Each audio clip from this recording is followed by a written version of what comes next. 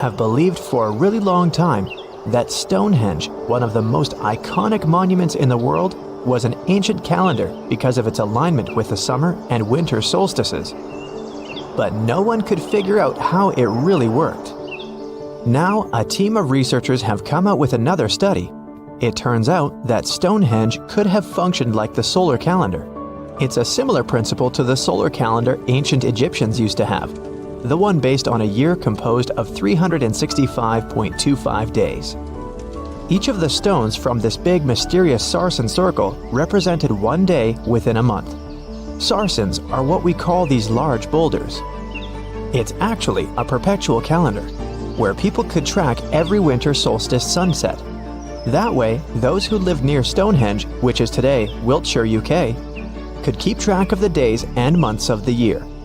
We all now understand this mysterious calendar system because of this interesting discovery in 2020. The team has identified the source of 50 of the 52 sarsens that make up the iconic stone circle we all know about. They analyzed the chemical composition of these sarsens and traced their origins to the West Woods in Wiltshire, which is about 15 miles away from the monument. Not only did these 50 sarsens come from the same source, but they were also placed in their current position at approximately the same time. They make the outer circle of Stonehenge, together with a horseshoe-shaped inner ring. Near the center of the monument, there are smaller rocks, known as bluestones. The team traced the origins of the bluestones all the way to Wales. They also discovered that the sarsens share a common chemistry, over 99% silica with trace elements. Two sarsens were different from each other and also different from the main cluster. These sarsens were arranged in 3 different formations at Stonehenge. 30 of them formed this huge stone circle that dominates the monument. 4 station stones ended up in a rectangular formation outside the circle, while the rest, located inside the stone circle, were constructed into 5 trilithons.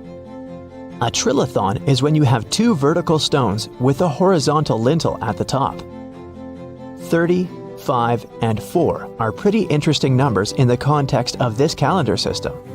The 30 uprights that are spread around the main sarsen ring could represent days of the month.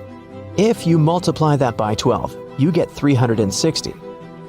Add on 5 more, those from the central trilithons, and the result is 365. And to really adjust the calendar to match a solar year, you need to add 1 extra leap day for every 4 years, right? The team believes the ancient people used the 4 station stones to keep track of this part. So, in this system, they paired the summer and winter solstice every year with the same pair of stones. Ancient people started building Stonehenge about 5,000 years ago, and it took more than 1,000 years to finish the work. But the Stonehenge you see today is not the complete, original version from the beginning. People have broken and taken away many of its old bluestones and sarsens. The entire structure also changed over time since there were generations and generations, 180 of them to be precise, that passed since the beginning of Stonehenge, who would participate in the building and rebuilding of it. People created Stonehenge in 4 stages. They first built a circular enclosure that stretched over 330 feet, 100 meters, in diameter and went around 56 pits. A high bank flanks the ditch of the enclosure, while there's a low bank on the outside. Some theories even say that this part was some form of a communal cemetery. Later, in the second stage, builders added a horseshoe of sarsen trilithons. In the third stage, they constructed a ceremonial avenue that was nearly 2 miles long. It possibly traced the path of the bluestones. People moved from the Aubrey holes to the Q&R holes, a double arc that these bluestones have been arranged into. At this stage, builders also reorganized the entrance stones and recut the main enclosure ditch. During the 4th stage, the stones were broken and builders etched carvings into the sarsens. Later, the bluestones ended up being modified again. Builders didn't leave any written records about how they managed to drag these heavy stones to the site and get them to stand so perfectly upright. But there are theories that say their techniques were more closely associated with woodwork than masonry. They made mortise holes and protruding tenons, because they wanted to slot these stones together, and they used tongue and groove joints to do that. When they dug the hole for the stones, they placed timber poles at the back of the holes that were used as brace support. Then, they moved the stone into a position and hauled it upward with ropes. They packed rubble into the hole to make sure the stone stayed in place. A pre-industrial farming society put this fascinating monument together using only tools made of stone and bone. Not even the wheel had been invented yet. This unusual formation is also known as ringing rocks. The stones you can see at Stonehenge have some pretty odd acoustic properties. When you strike them, they produce a loud clanging sound. That could be one of the reasons why people bothered to transport them over such a long distance in the first place. In some ancient cultures, people believed that these rocks contained healing powers. It's a really popular location that attracts over 1 million visitors a year. When it first opened to the public, visitors were allowed to walk among the stones. They could even climb on them, as there weren't any restrictions. Until the 19th century, visitors would regularly chip off pieces of the rock to take them home as souvenirs. They would also engrave their initials into the stones. They camped within the circle and dug fire pits, not realizing that the digging pits could seriously undermine the stability of the entire monument. Over time, visitors have encountered more and more restrictions until the monument was finally roped off in 1997 because of the serious erosion of the stones. That means if you want to visit, you can only view it from a distance unless you want to pay extra for the stone circle experience, which can be arranged outside of normal visiting hours. Stonehenge originally had 2 entrances that led into the enclosure. There was a wide one to the northeast and one that was a bit smaller and located on the southern side. If you look at it today, you can see there are many more gaps. This is mostly because of tracks made later that once crossed the monument. The ground within Stonehenge has been severely disturbed, and it wasn't just about random visitors digging fire pits. There was a group of people who dug a large deep hole within the stone circle in the 17th century because they were looking for treasure. Then there was Charles Darwin, who also did some digging because he was studying earthworms in the area. He wanted to know how these worms could impact objects in the soil over time. He observed how a fallen stone there had sunk deeper into the ground and realized it was happening because of the activities of these tiny creatures who churned through the soil all the time. In 1963, there was a theory that Stonehenge had been built as some sort of computer that predicts solar and lunar eclipses. Later, some proposed it was actually constructed as a monument to ancestors that had passed away. This theory says the permanence of its stones represented the eternal afterlife. The average sarsen you can find there weighs 25 tons, while the biggest one weighs around 30 tons. If you want to get an idea of how massive these stones really are, you can go behind the visitor center in the outdoor gallery to check out a replica sarsen stone. It's a true copy of a freestanding upright from one of the trilithons that are located in the inner horseshoe of the monument. There are 5 Neolithic houses at Stonehenge based on real archaeological evidence of houses found in that area. Each of them had stake-built walls and a chalk floor. Some even had furniture. There was also a lot of trash discovered, which means people in this area used to like celebrations and feasting. Research has shown that people lived in these houses for 50 to 100 years, around 4,500 years BCE, which was the time when the builders brought the sarsen stones to Stonehenge. During the time they were building Stonehenge, generations of people went through major changes themselves, from the Stone Age to the early Bronze Age. They were no longer as static and isolated. They started to travel and trade more, which means they communicated way more than their ancestors, even internationally. This is how they could have spread the word about Stonehenge, and it's also when the whole mystery and fascination with the monument began. Recently, scientists made an astonishing discovery that might solve Stonehenge's mystery. They found something hidden deep within the DNA of Stonehenge's sarsen rocks, the huge monolithic ones, and it might reveal why our Neolithic ancestors designed and built this thing in the first place. Over the years, scientists have been scratching their heads trying to figure out where the huge sarsen rocks came from. For years, they believed they came from a quarry just 15 miles away from the site, known as Marlborough Downs. At this site, they found similar minerals to the ones that make up the Sarsen rocks, but it turned out there was more to this story than they thought. The understanding of how Stonehenge was built is always changing. Scientists need to really travel back in time to uncover its mysteries. Where did the rocks come from? How were they carried? Why was the site built? You see, the Stonehenge site, located at Salisbury Plain in England, is made up of two main types of stone. There are the super heavy Sarsens and the lighter and smaller bluestones. The Sarsens each weigh about 25 tons. That's as much as 3 African elephants stacked together. The heaviest Sarsen stone, called the heel stone, weighs 30 tons all by itself. Together, the Sarsens make that iconic outer ring circle. Inside that circle, that's where you'll find the bluestones. The naming might seem a bit misleading since they're not really blue. They have a bluish tinge to them when they are freshly broken, hence the name. These smaller rocks probably came from the Preseli Hills in southwest Wales, which is about 150 miles away from Stonehenge. They're a bit lighter than the Sarsens, but still pretty heavy. The altar stone, which is classified as a bluestone, is the heaviest one, weighing around 6 tons. Its original location still isn't known for sure. To figure out where a rock came from, scientists first have to study their composition. This is like checking the rock's DNA. Then they cross-reference the structure of the rock with minerals in the soil to see if it's a match. Most of the Sarsens we see around southern England are actually made of a type of sandstone known as silcrete. Think of silcrete as sand that's been hardened by underground water processes over millions of years. This process mostly happened during a period called the Paleogene, about 65 to 23 million years ago. These Sarsen rocks didn't form in one big slab, but in patches, like nature leaving little rock gardens all over the place. Scientists reason the Sarsens spread out randomly, forming in isolated pockets. Over time, many were buried under layers of clay and chalk, which helped preserve them.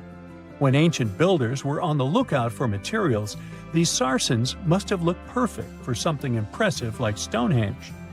Actually, Sarsens have been used in everything, from Roman villas to medieval churches, and even in things like road curbs and old field walls.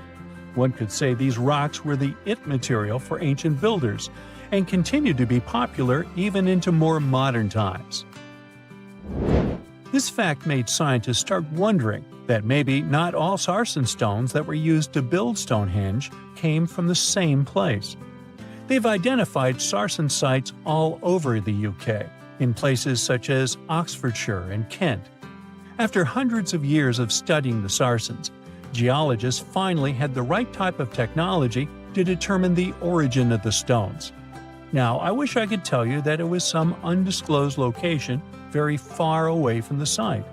But, as it turned out, the Sarsens were originally from Westwoods, the forest near Stonehenge. A new factor came into play when excavations uncovered empty stone holes, showing that at least 6 bluestone pillars were removed from a Preseli Hills site called Wan Main in prehistory. They had a stone circle over there, and it's believed that some of Stonehenge's rocks were recycled rocks from this more ancient circle.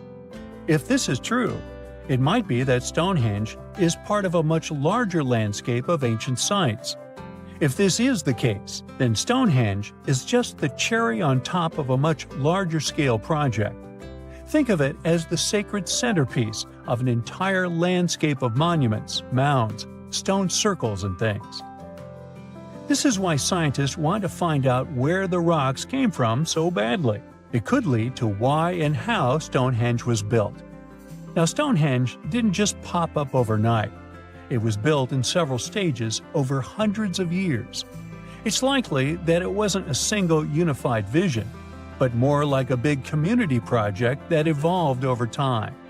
With each generation, the builders brought in their own ideas, creating a stone structure that would last for ages. The first stage was around 3100 BCE.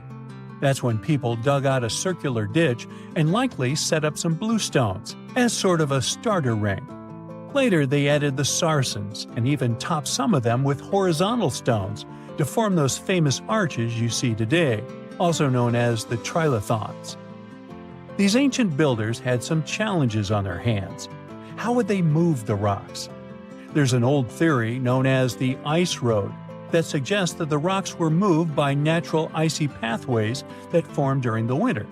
This way, they could slide the rocks down all the way to Stonehenge. But hey, if we're talking about a distance of over 100 miles, that's not too realistic. Anyways, this theory was debunked because it was warmer back then than it is today.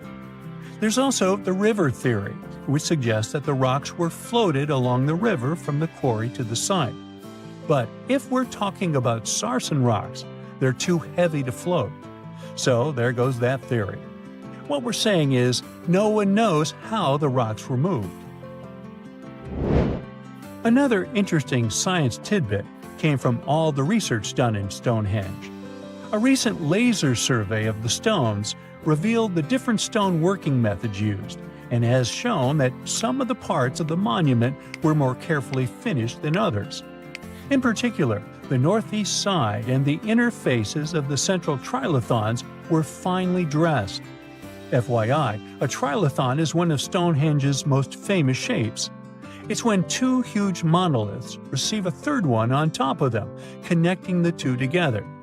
This fancy word is simply Greek for having three stones. But anyways, the bigger question, and the reason Stonehenge is so famous, is why it was built in the first place. Theories are all over the place, and some sound like they're straight out of a sci-fi show. So here's a rundown of the most popular ideas. There's, of course, the solar calendar theory. This one supposes that the stones are aligned with the movements of the sun, especially during the summer and winter solstices. During the summer solstice, the sun rises to the left of the heel stone, that's the lone stone outside the main circle, lighting up the entire monument. Some say it's the ancient version of a calendar, marking the year's longest and shortest days. Some archaeologists think Stonehenge might have been an ancient healing center. Pieces of bluestone have been found chipped away, possibly by people who believed they had healing powers. The theory goes that people traveled from all over to come to Stonehenge in hopes of a cure for whatever was ailing them. There's also some speculation that Stonehenge was the place to be. Think of it as an ancient gathering spot. Some evidence suggests that communities from distant areas traveled to Stonehenge for gatherings, feasts, and ceremonies. Studies of bones found near the site show they came from all over Britain, making it a sort of prehistoric meetup location. There's something absolutely massive and deeply unsettling hiding right next to Stonehenge. More than a dozen giant pits carved into the ground. They're all spaced with eerie precision and form a perfect circle, more than a mile wide. For years, nobody could explain them. They were too big to be animal traps, too organized to be natural sinkholes, and way too deliberate to be random. And the biggest question was, who had the power, knowledge, and reason to reshape the land on this scale 4,000 years ago?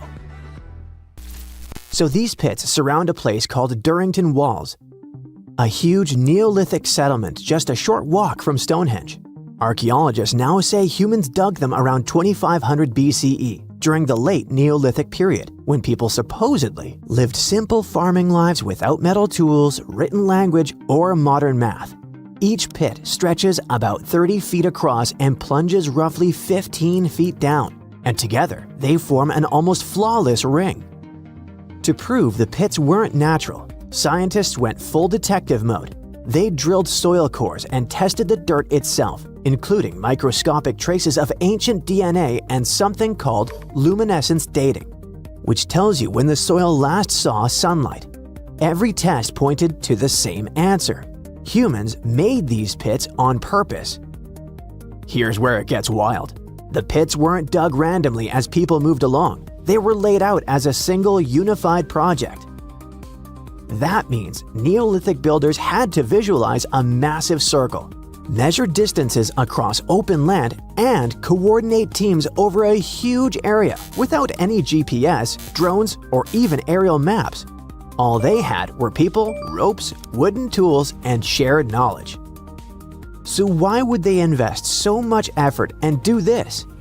Archaeologists think the pits formed part of a ritual landscape, not a practical one. Durrington Walls already looks like a place where people gathered for ceremonies, feasts, and seasonal events. The pit circle may have marked a sacred boundary. It could have separated ordinary land from a spiritually charged space. Some researchers think the pits symbolized a border between the world of the living and the underworld. The scale of the structure is pretty impressive. It may be one of the largest prehistoric monuments ever built in Britain, even bigger than Stonehenge itself when you look at the total area. And unlike Stonehenge's towering rocks, this monument stayed invisible for thousands of years, quietly hiding under the grass. Generations walked over it without knowing they were standing inside a gigantic ancient design. For a long time, we underestimated ancient people. We imagined them reacting to nature instead of shaping it. But discoveries like this keep proving that wrong. The builders of Durrington Walls didn't just live in the landscape, but engineered it. They thought in terms of geometry, symbolism, and long-term meaning. And this isn't the only case. All over the world, thanks to new technology, scientists keep finding proof that ancient humans worked on massive scales with shocking precision. In the Amazon rainforest, researchers found traces of 2,500-year-old cities hiding beneath the jungle canopy. Scientists spent more than 20 years exploring the area on foot before technology finally cracked the case. The LiDAR technology, which is like X-ray vision that surveys a landscape using lasers to digitally peel away the jungle, scanned a massive area of over 100 square miles. It helped to spot more than 6,000 rectangular earthen platforms, which are likely used as homes or public buildings. They also found agricultural terraces, drainage systems, and carefully shaped farmland. This wasn't a random settlement. It was well planned. At least 15 distinct settlements appeared, all connected by wide, straight roads that cut cleanly through the landscape. These roads didn't follow rivers or slopes as you'd expect. They crossed each other at perfect right angles, forming a grid. The researchers believe people from the Kilimope and Upanu cultures lived there between about 500 BCE and 300 to 600 CE. They farmed corn and sweet potatoes, reshaped the land, and built a system that lasted for centuries. Discoveries like this prove something huge. Far more people lived in the Amazon than scientists ever thought. Tens of thousands, maybe even hundreds of thousands. And they didn't just survive there, they engineered the landscape. Just like at Durrington Walls, the real story hid in plain sight until technology caught up.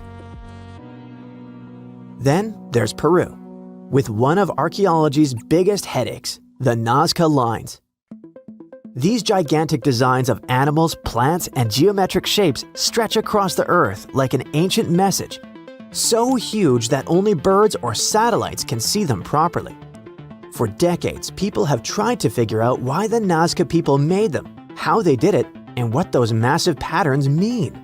And until recently, the mystery stayed stubbornly unsolved. Walking the desert or flying over it, archaeologists would spot lines and figures and wonder if anything was missing. But the ones already known were just the tip of the iceberg. Traditional fieldwork, with people on the ground slowly mapping things out by hand, took forever, and even then, dozens of smaller designs were just too faint for the unassisted eye.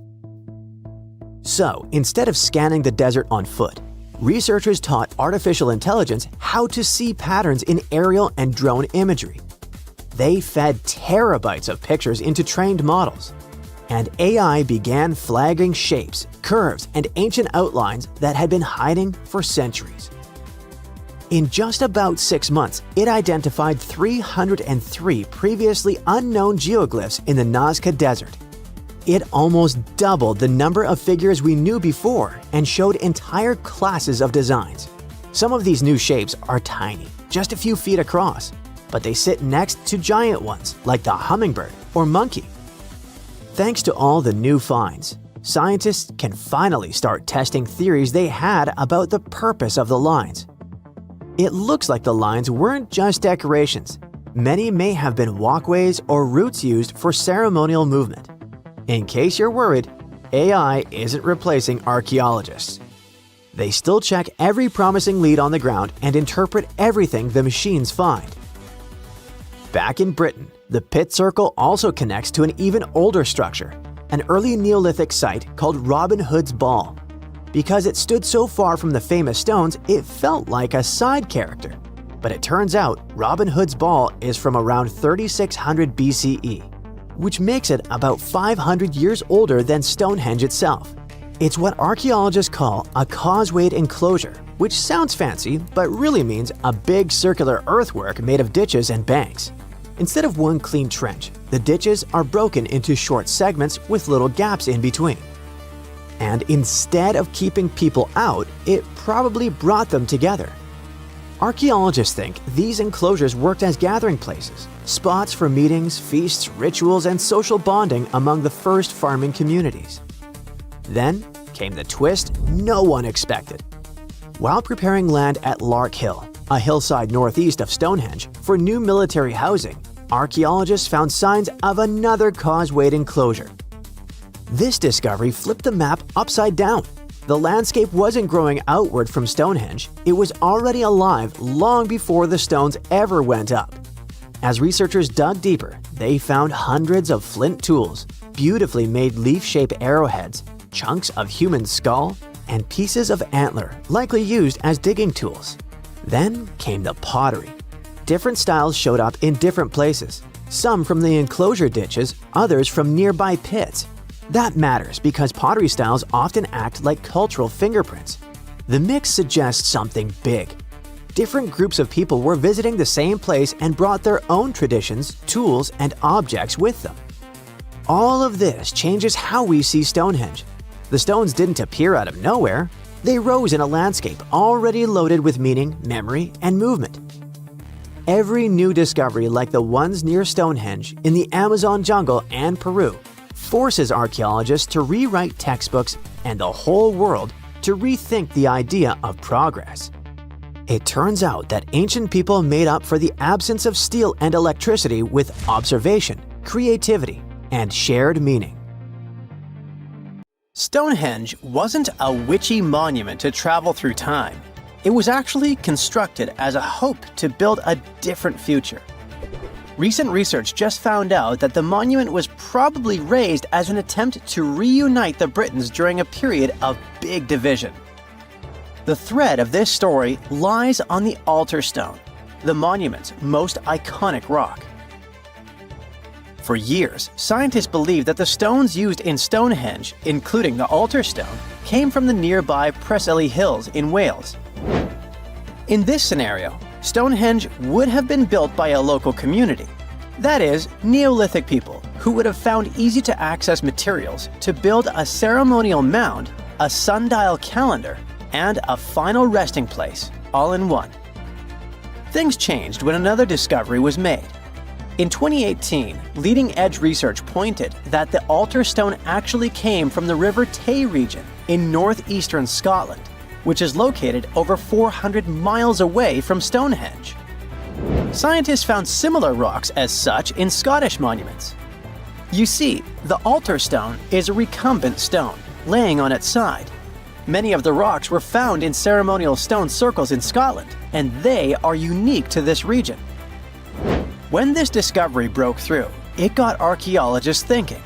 Maybe Stonehenge wasn't just a local project, but a wider collaboration between different tribes and communities across Britain. To understand this, we need to rewind to around 3000 BCE. That's when Britain still wasn't a unified country per se. Rather, it was a patchwork of tribes such as those coming from southern or eastern Europe, each with their own customs and beliefs. As an island, Britain's population changed many times. Britain was mainly composed of farmers who descended from people from the Middle East and arrived on the land around 6,000 years ago.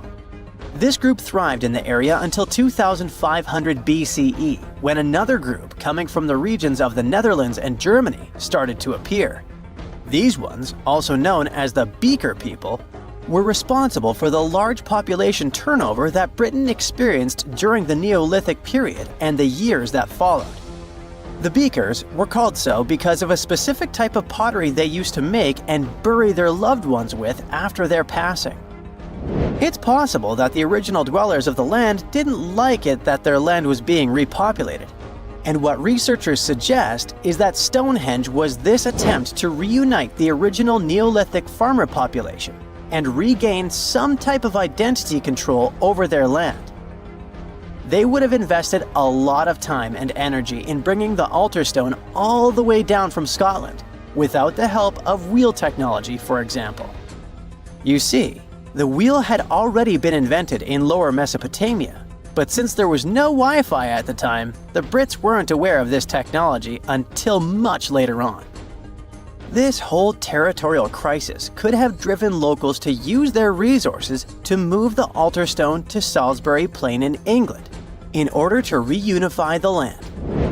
You see, Stonehenge wasn't built in one go. Its history dates to around 3000 BCE. That's when the monument was just a circular ditch and bank, known as a henge.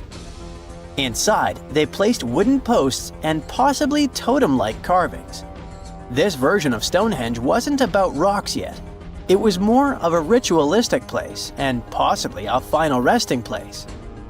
They found several cremation pits from this period, making it the oldest resting place in all of Britain. It was only around 2600 BCE that the blue stones came around. The naming might be a bit misleading since they're not literally blue rocks. They have a bluish tinge to them when they're freshly broken, hence the name. These smaller rocks probably came from the Preseli Hills in southwest Wales, which is about 150 miles away from Stonehenge. Some researchers say that the ancient ones believed that blue stones had healing qualities. So we can maybe guess why they went through all of the trouble to move them from Wales to Salisbury Plains, huh? A little bit later than that, circa 2500, that's when we start having the Stonehenge we know and love today. That's when the Sarsen stones started to arrive. The Sarsens are Stonehenge's huge stones. I mean, each Sarsen can weigh around 25 tons. That's as much as 3 African elephants stacked together. The Sarsens make that iconic outer ring circle. Supposedly, that's also when the altar stone was moved from Scotland directly to the heart of Stonehenge. The altar stone is the largest of the blue stones used to build Stonehenge. Today, the altar stone lies recumbent at the foot of the largest trilithon of the monument. In case you don't know, the trilithons are the horizontal stones used to form those famous arches we see today. And here's where the story takes a twist. For nearly a century, scientists believed that the altar stone came from the same area as the blue stones, the Preseli Hills in Wales. It made sense back then. If you're already hauling stones from Wales, why not grab a special one to be the so-called altar? Except that theory started crumbling in 2018, when a team of researchers decided to dig deeper. They used advanced geochemical analysis to pinpoint where the altar stone's sandstone actually came from, and it turns out it wasn't Wales. Instead, the results pointed north, specifically to the Orcadian Basin in northeastern Scotland, 400 miles from Stonehenge. This revelation changed the whole script of Stonehenge's story. How would they move the rocks, you may ask?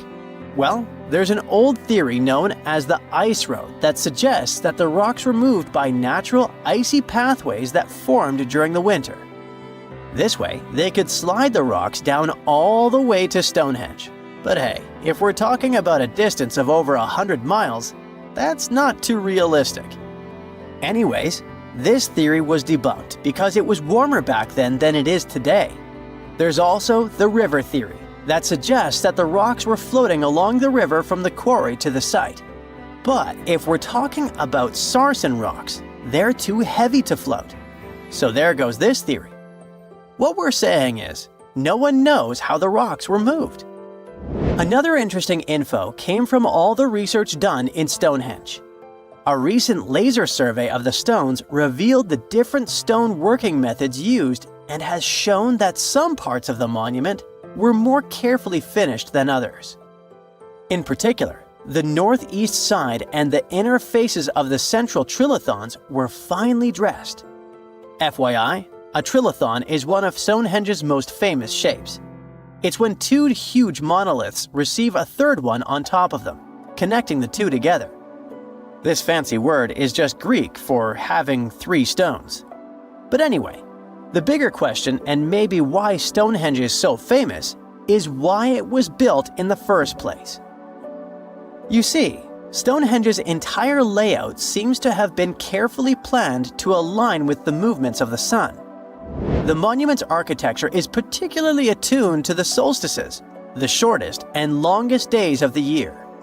During the summer solstice, the sun rises perfectly in line with the heel stone, casting light straight into the heart of the stone circle. A spectacular, almost magical sight that surely wowed its ancient audience. But it's the midwinter solstice that seems to hold a special connection to the altar stone. As the sun sets on that day, its light aligns with the altar stone at the center of Stonehenge. To the builders of Stonehenge, this alignment may have symbolized more than just celestial precision. It likely carried profound ancestral and spiritual significance. The altar stone, illuminated by the setting sun, could have been seen as a bridge between worlds, connecting the living with their ancestors, the earth with the cosmos, and the present with the eternal. In a world without calendars, clocks, or weather apps, the solstices were everything. They marked the rhythm of life, guiding agricultural cycles and spiritual rituals alike. So Stonehenge wasn't just about the stones or the people who built it, but perhaps a way to honor their ancestral roots in an ever-changing world. Stonehenge took approximately 20 million man-hours to build. For comparison, an average human doesn't live much over 700,000 hours. This is Jack, one of the first builders of Stonehenge. Let's say Jack lived to be 80 years old, which is extremely improbable, but it makes it easier for me to crunch the numbers, thanks. If Jack had spent his entire life, from age 0 to age 80, working on the Stonehenge project, it would have required approximately 28.5 generations of people doing the same thing to complete it. That's next to impossible. To make it more plausible, let's multiply that by 2. After all, Jack wouldn't want to dedicate his entire life to moving stones, and he didn't live to be that old. Thus, we arrive at around 57 generations needed to build Stonehenge. That's not enough room on the screen for me to introduce John, Jack's great-great-great-great, you get the drift, grandson. So it all began around 5,000 years ago with just a simple circular earthen bank and ditch. Fast forward to around 26,000 BCE, and the builders replaced that initial structure with a complex arrangement of wooden posts and brought in around 80 dolerite bloom stones from Wales, which were rearranged at least 3 times. Then, a few hundred years later, they added those massive sarsen stones, each weighing around 25 tons. These enormous sandstone blocks were transported about 19 miles to create a continuous outer circle, with 5 trilithons, 2 upright stones topped with a lintel, forming a horseshoe shape inside. It was a millennium-long building process that demanded years of hard work. So, people must have lived nearby, right? But how would they have found shelter back then? Today, we have houses for builders on site, small accommodations that serve as temporary housing. But structures like this definitely didn't exist when Stonehenge was constructed, did they? Well, actually, they existed, and some recent archaeological digs near Stonehenge prove it. Archaeologists found this Stone Age eco-home, which is a huge deal since it's one of the earliest settlements in the area. This newly uncovered Mesolithic home dates back to around the year 4300 BCE. Let's take a closer look at this house, shall we? Now, for the walls, people back then used a large fallen tree, its trunk to be more precise. These wooden walls were reinforced with flint, and they even lined the pit left by the uprooted tree with cobblestones. To create the roof, they opted for animal hides, which sounds like a wise choice. They must have provided protection against the unpredictable weather of the British Isles. Now, you might be wondering, the weather in Britain is indeed unpredictable, and it has been that way since time immemorial. So, how did the builders manage throughout most of the year, particularly during the winter months? Well, the answer is simple. There was a hearth on site, which isn't surprising, but the system they employed was quite ingenious. A hearth inside the house would have posed too great a risk, yet bringing hot stones into the dwelling was perfectly safe. While they were hot, they couldn't ignite the building. So they used these stones from the hearth as a heat storage system to keep warm at night. And as a final touch, they even incorporated various stones for decoration. They didn't exactly get a Pinterest house, but it added a touch of elegance for sure. And if you think this discovery is merely about the houses, think again. It significantly changes our understanding of how people lived during that time. This discovery places them in an important prehistoric setting right at the start of the Neolithic area, sparking some interesting questions about whether these early folks could be related to the people who built Stonehenge. But there's a big worry. Experts are concerned that this significant find, along with other buried archaeological sites, could be at risk if the authorities go ahead with plans to build a tunnel to reroute the A303 away from the World Heritage Site. Sure thing the house the scientists found wasn't in perfect shape, and it lacked some crucial elements people use for living. Some of them decayed over time, while others were simply absent. So the scientists took 20 tons of chalk, 5,000 hazel rods, and 3 tons of straw, and used all this to recreate the 4,500-year-old design houses. These new buildings are located close to Stonehenge, which is incredible since in this area, planning permission for even a new cowshed is problematic. So, what are these houses like? Well, first off, there are 4 of them, and they're oval-shaped. They're built on the foundation of real houses that stood there about 4,500 years ago, just around the time the Stonehenge Eco House was going up.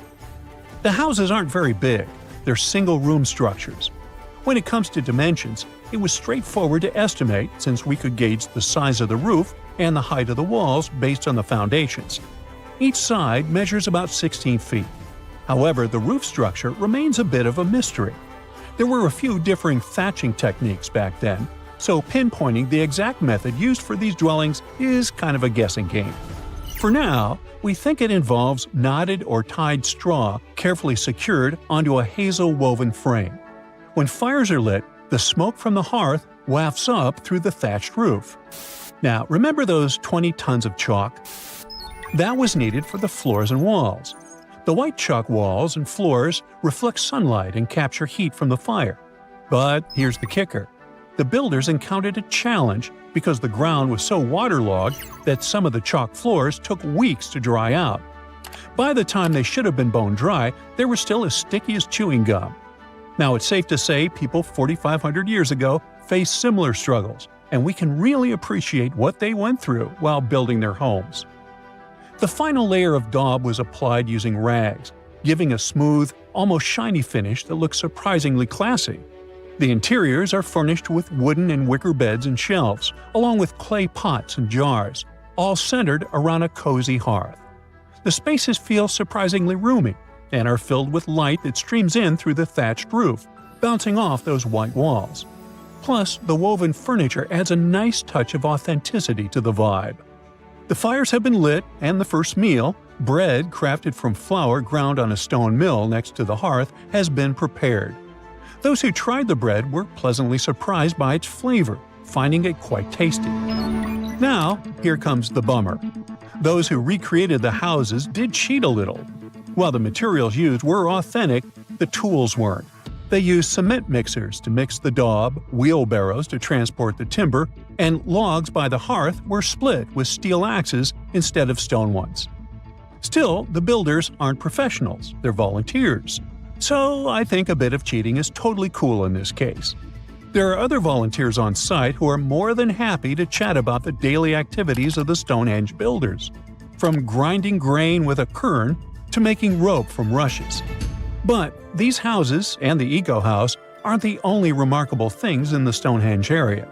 Some years ago, archaeologists uncovered a burial site close to Stonehenge that predates the monument itself. This Neolithic long barrow, dating back approximately 56 to 5,700 years, likely contains the remains of some of Britain's earliest inhabitants. The burial site was identified through aerial images that revealed its distinct shape beneath the crops. Salisbury Plain is rich with ancient sites, including Stonehenge, various mounds, and monuments. The area has remained undisturbed over the centuries, which is likely why so many ancient structures are still intact. This discovery also shows a significant shift in human lifestyle during that era, marking a transition from a nomadic existence to settled farming and animal husbandry, much like the Eco House itself. The long barrow in question measures about 85 feet long and 65 feet wide, though much of its above-ground structure has been lost to farming over the years. If this site is like others in the vicinity, it contains the remains of 30 to 50 individuals, along with cow skulls, which were significant to those early communities. Hey, if you think Stonehenge is one of the oldest stone monuments ever, well, let me introduce you to Göbekli Tepe. Buckle up, we gotta travel to Turkey to meet this really old guy. Yeah, he's too old to travel. Jokes aside, Göbekli Tepe, an archaeological site located in southeastern Turkey that dates back to the Neolithic period around 10,000 BCE. It's considered to be one of the oldest and most significant archaeological discoveries in recent times. The site consists of a series of circular and rectangular structures made of stone pillars. Yeah, it does look like its younger brother Stonehenge. Some of those pillars are decorated with intricate carvings of animals and other symbols. Now, you maybe wonder, hey, why on earth did they make such a fascinating building? What was its purpose? Sorry, I got no answer for that. The purpose of the site is still unknown, but it is believed to have been a ceremonial center for the ancient people who lived in the area. The discovery of Göbekli Tepe has challenged long-held beliefs about the development of human civilization, as it suggests that complex societies may have emerged much earlier than previously thought. Okay, pack your stuff, our travel's just started. Next destination, Masada. It's an ancient fortress located in Israel on a plateau overlooking the Dead Sea. Hey, look at that view, spectacular, huh? It was built by King Herod the Great in the 1st century BCE, and it was very smartly built. Within the fortress, there were various facilities such as storehouses, barracks, a palace, and a set of cisterns capable of holding approximately 40,000 cubic meters of rainwater. People living there believed that the collected runoff from a single day's rainfall could provide sustenance for over 1,000 individuals for a period of 2 to 3 years. Access to the fortress was limited to 3 steep and winding paths leading up to fortified gates. Still, at one point, the fortress was occupied by people who had fled Jerusalem after the city was captured by the Romans. They held out against the invaders for several months, but eventually they were defeated. But these guys didn't surrender. The story of Masada has become a symbol of resistance and bravery. Today, Masada is a popular tourist attraction and a UNESCO World Heritage Site. The next flight is going to be short. We're popping over to Egypt to see the Karnak Temple Complex. It's a vast ancient Egyptian temple complex located in the city of Luxor, Egypt. It was built over a period of 2,000 years and covers an area of more than 200 acres.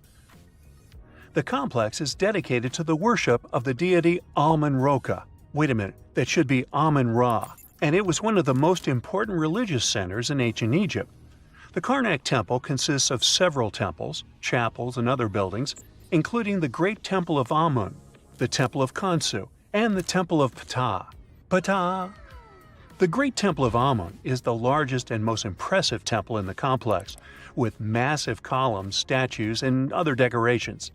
One of the most famous features of the Karnak Temple complex is the Avenue of Sphinxes, which is a long avenue lined with Sphinx statues that leads from the entrance of the complex to the Great Temple of Amun. Another notable feature is the Hypostyle Hall, which is a massive hall with 134 columns that are over 70 feet high. The Karnak Temple complex is a popular tourist attraction and a UNESCO World Heritage Site.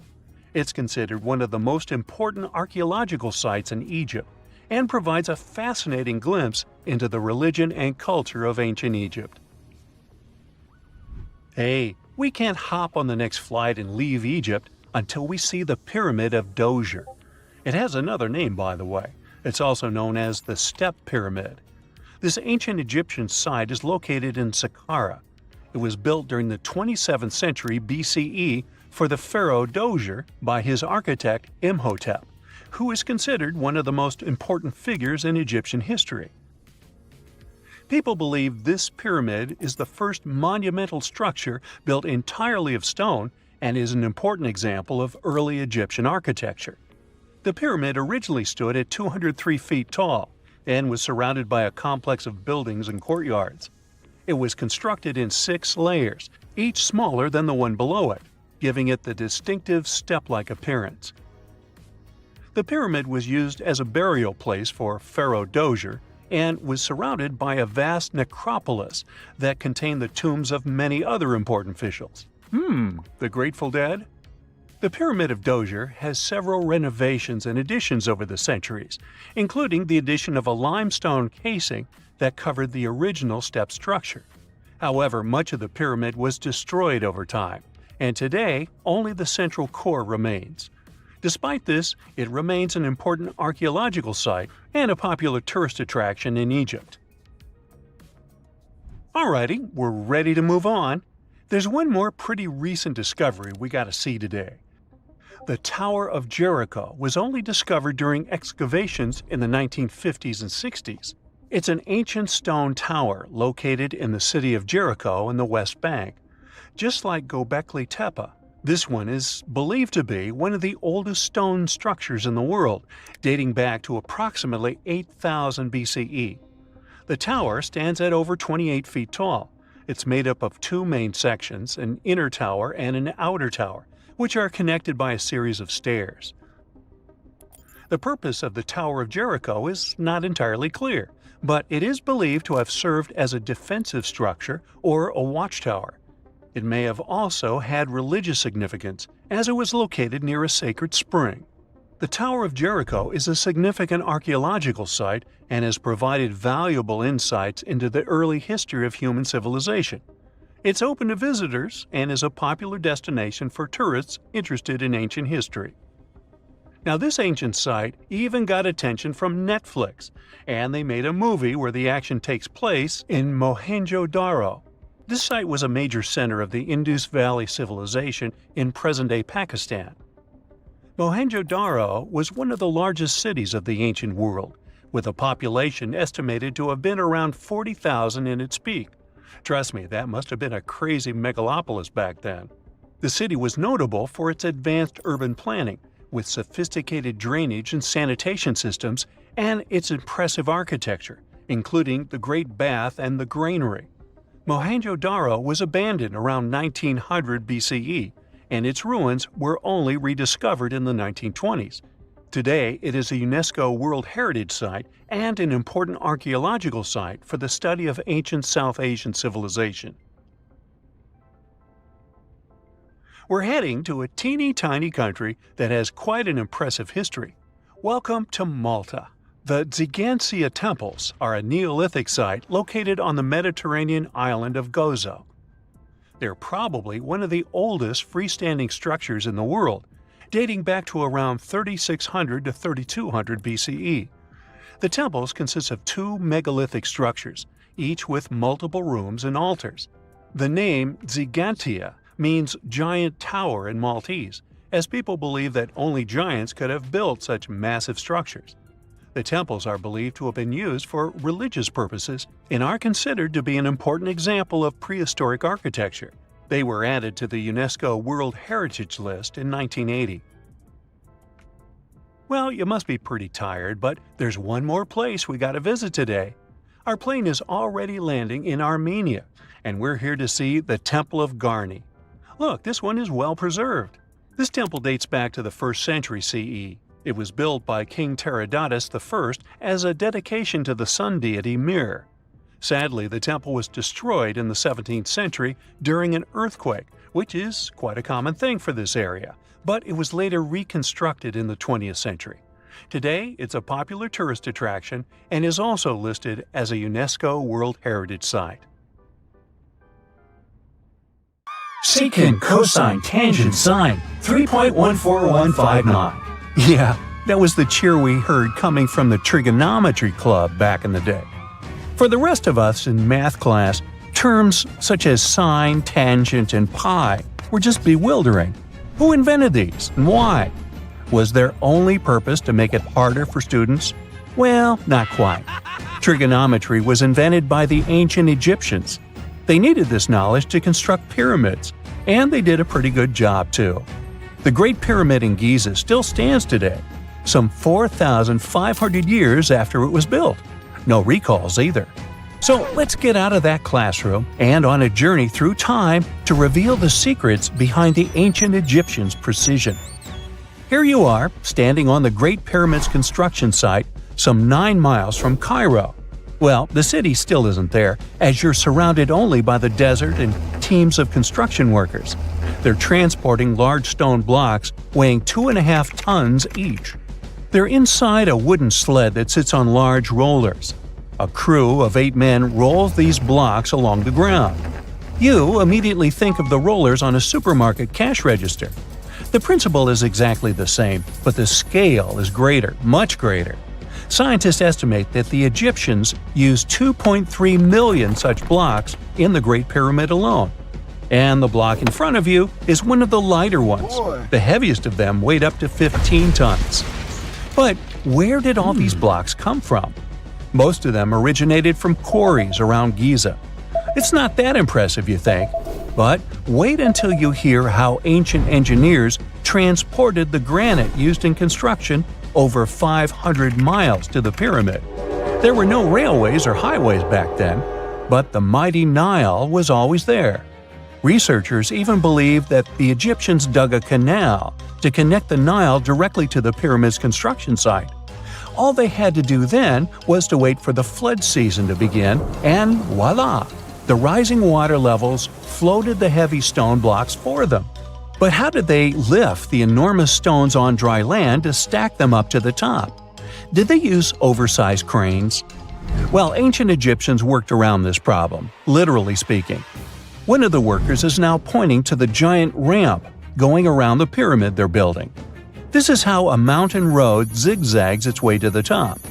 If the ramp went directly to the top of the pyramid, then workers couldn't pull the stone blocks along it. It would be too steep. Scientists have calculated that 8% could be the maximum incline. So ancient Egyptians just extended the ramp around the pyramid. Again, these are all theories, as the ramp could have been inside the pyramid, as some researchers suggest. The exact building method is still a mystery, guarded by the Sphinx. That's its real name, right? Wrong. As the Great Sphinx is just the statue's alias. You know, the name writers take when they want to hide their true identity, or a singer's stage name. The Sphinx's real name, translated from Egyptian, means Horus in the horizon. That was the name for the Egyptian deity of the sky. The trail of mystery doesn't end there. As a man walks past you with a bucket of paint, he's going to add a touch of color to the Great Sphinx. Researchers found specks of this red color next to its ear.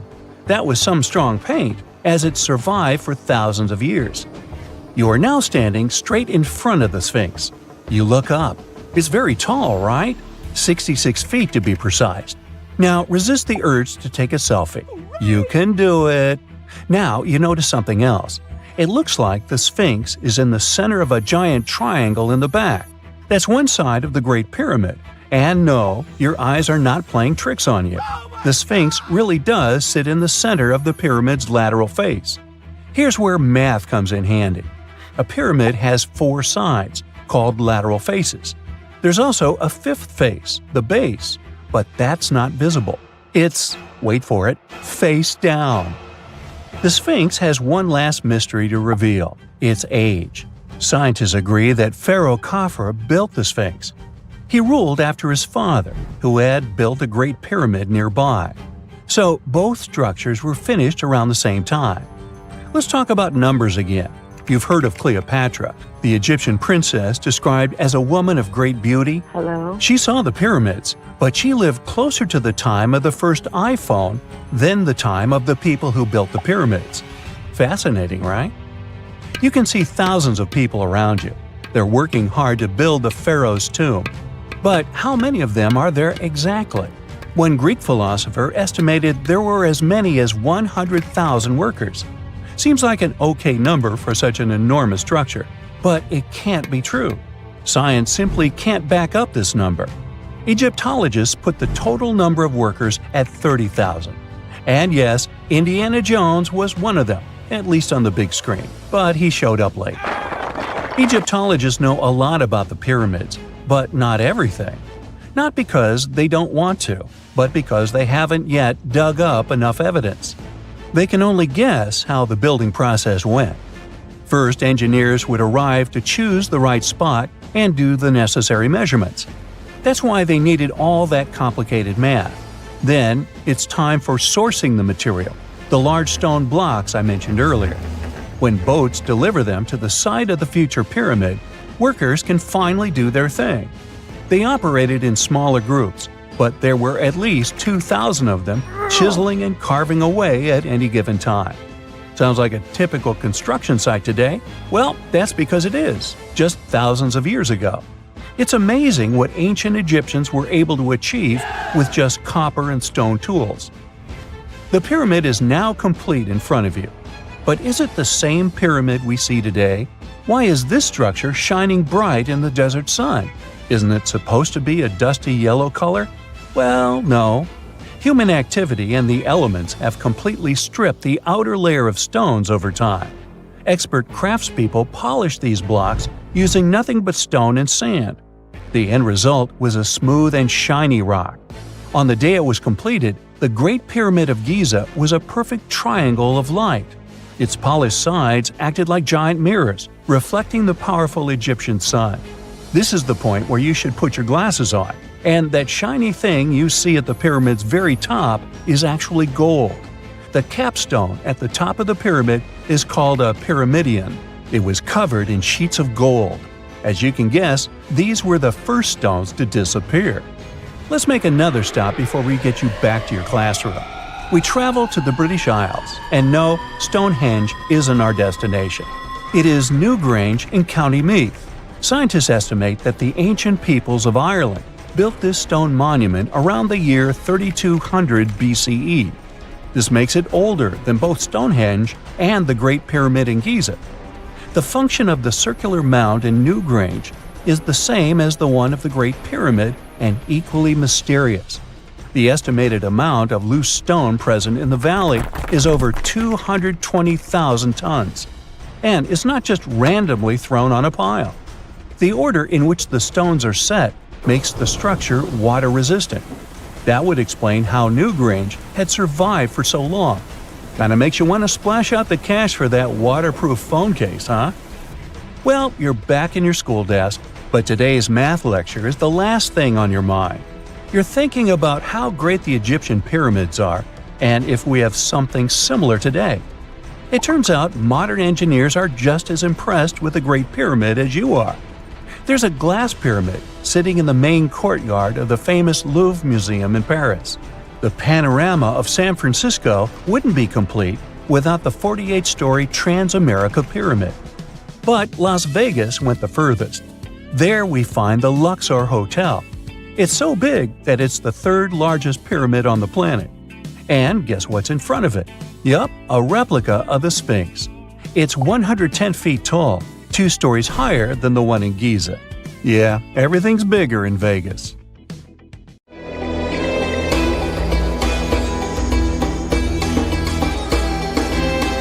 The Great Pyramid was created as the final resting place of ancient Egyptian monarch Khufu. According to legend, French leader Napoleon entered the Great Pyramid and came back out looking shaken and super pale. He never revealed what he saw inside, but whatever it was is said to have affected him for the rest of his life.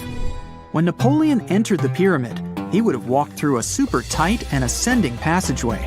He'd then go through another passageway known as the Great Chamber. This corridor would have been much taller than the previous one and would have cobbles too. He'd then reach the King's Chamber, the centerpiece of the Great Pyramid, which was lined with huge blocks of granite. But it wouldn't have looked as grand as we might imagine. There are no hieroglyphics decorating its walls, as Egyptians only began decorating the burial chambers of pyramids much later on. The pharaoh's tombs deep inside the pyramid would have also been filled with treasures, from chunks of gold to the world's most expensive jewelry. But this would have all been looted a long time ago. The only thing that probably would have been left in there would have been a huge sarcophagus, which would have once contained the king's mummy. He'd also have to walk past the Queen's Chamber. This room most likely didn't hold any queens though, as pyramids were usually only built for one person. There are mysterious tunnels leading from here. To this day, no one is really sure what they're there for. And that's not the only mysterious and creepy thing Napoleon may have encountered, as stories of pharaohs leaving ancient curses on pyramids go way back. Many pyramids had warnings written on the outside, telling of horrifying things that would happen to those who entered and disturbed the peace.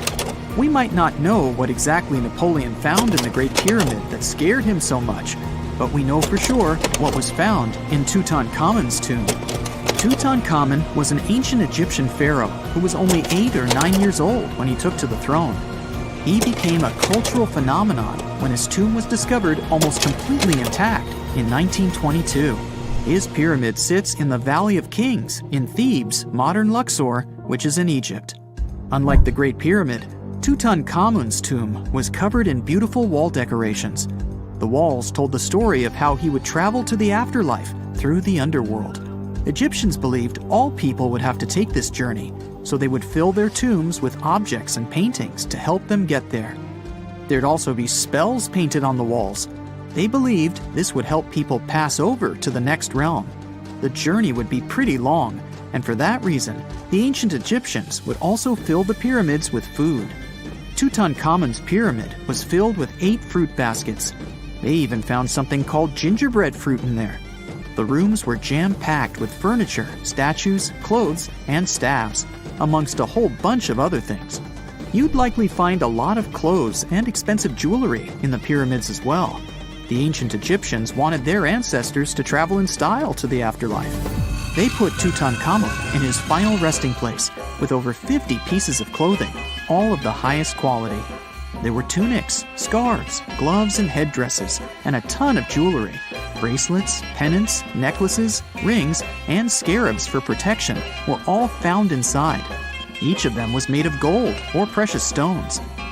There were also fans made of ostrich feathers to keep the old pharaoh cool in the hot Egyptian sun.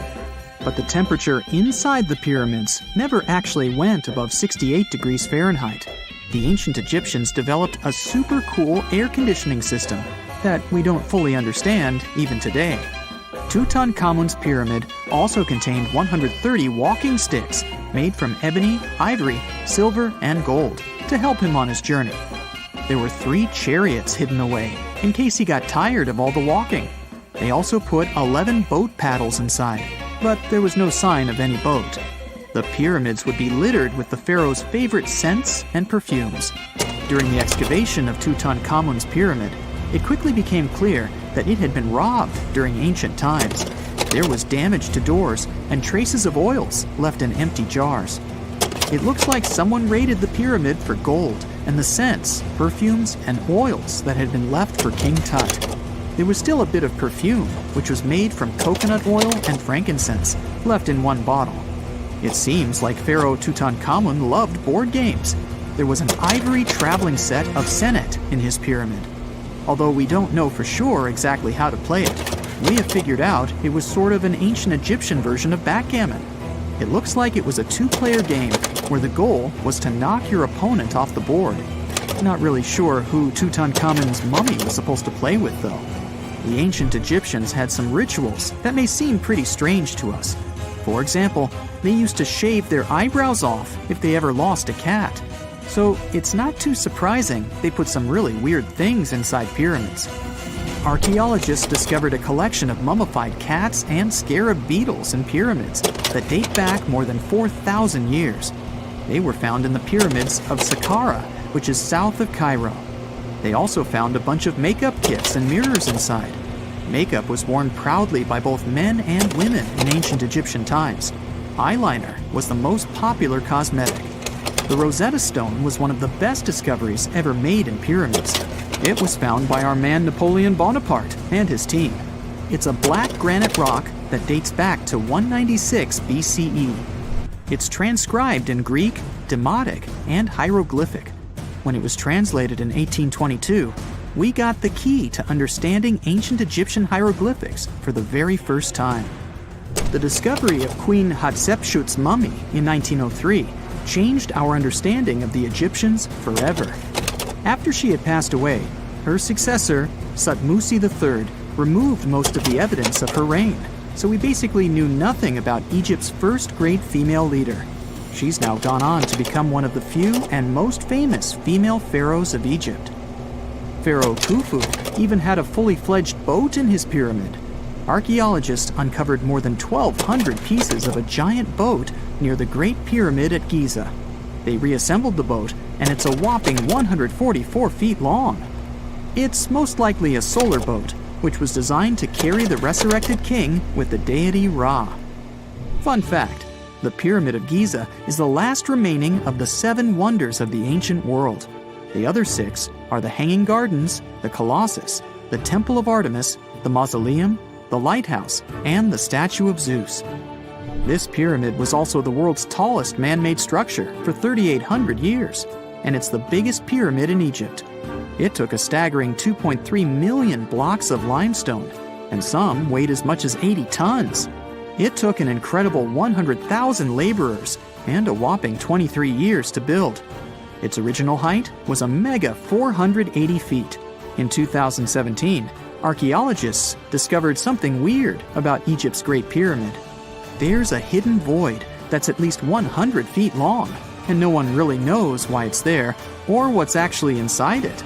The weird void is the first inner structure discovered within the 4,500-year-old pyramid since the 1800s. Scientists used cosmic rays to detect the massive hole, but are still no closer today to finding out what's inside. The ancient Egyptians took a lot of care building the pyramids, and everything was strategically placed and structurally sound, so it's super unlikely that this hole is due to blocks falling over time. Loads of pyramids also contain small model figurines called ushabti. These represented attendants. They believed they would come to life to serve the pharaohs in the afterlife. But it's amazing that all this stuff actually fit inside.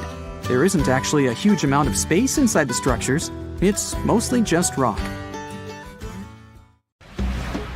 Before we get into the reason why and how there are pyramids all around the world, let's talk about some of the examples. I'll start with the Pyramid of the Sun in Mexico. These folks really knew how to build a city. Their well-planned urban center spanned over 7 square miles and boasted several pyramids.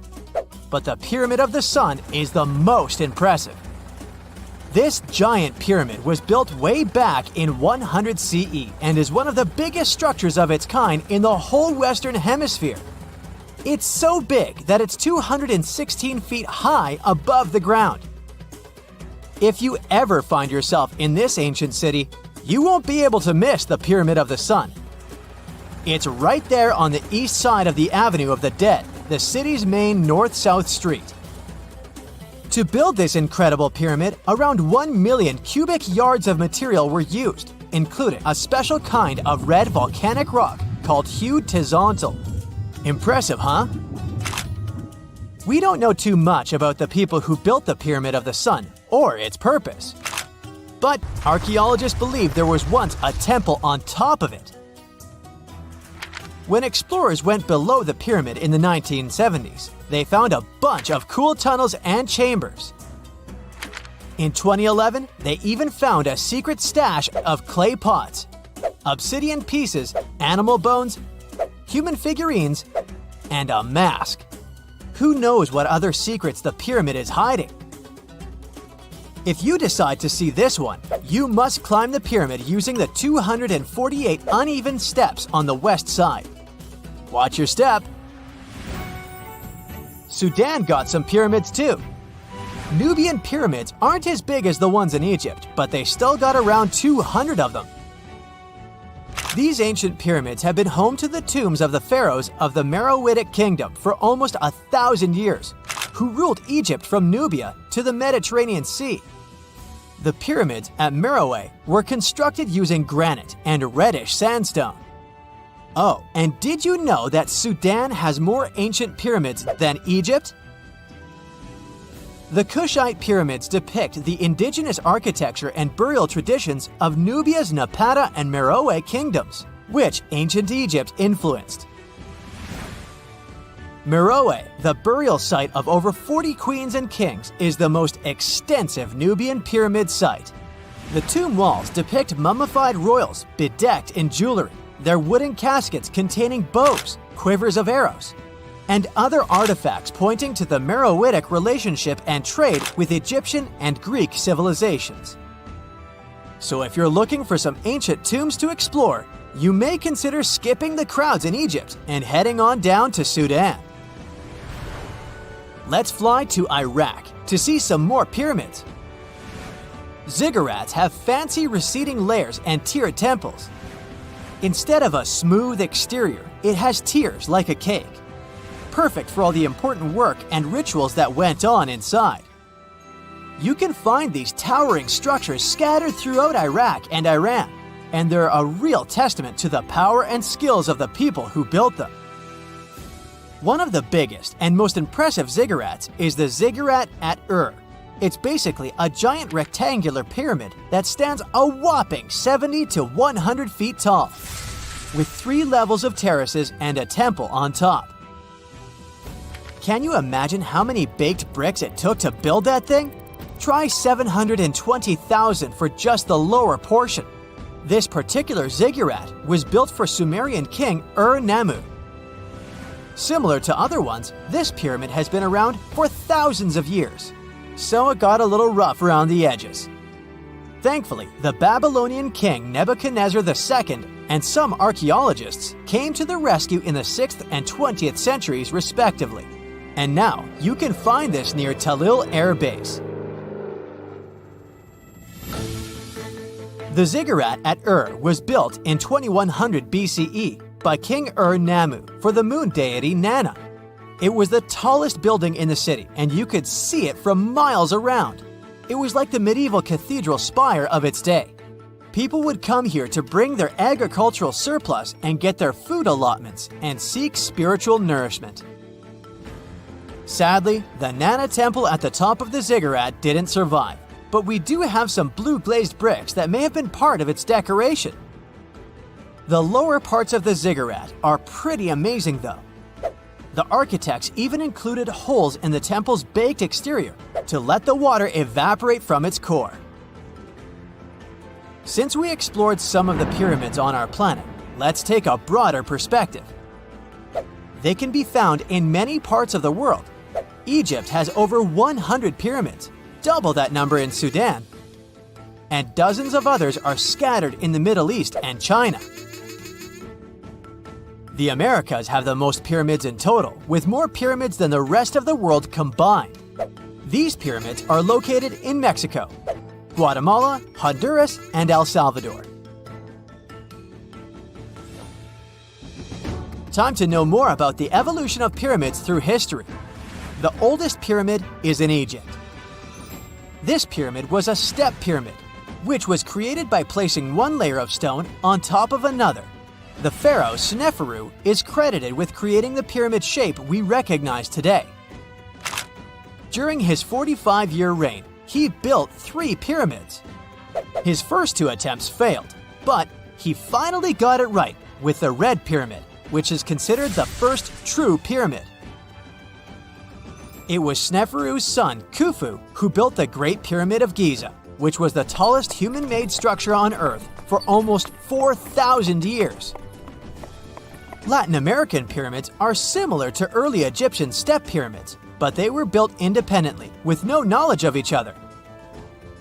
The pyramids in Sudan were built around 700 BCE and are tall but much narrower than those in Egypt.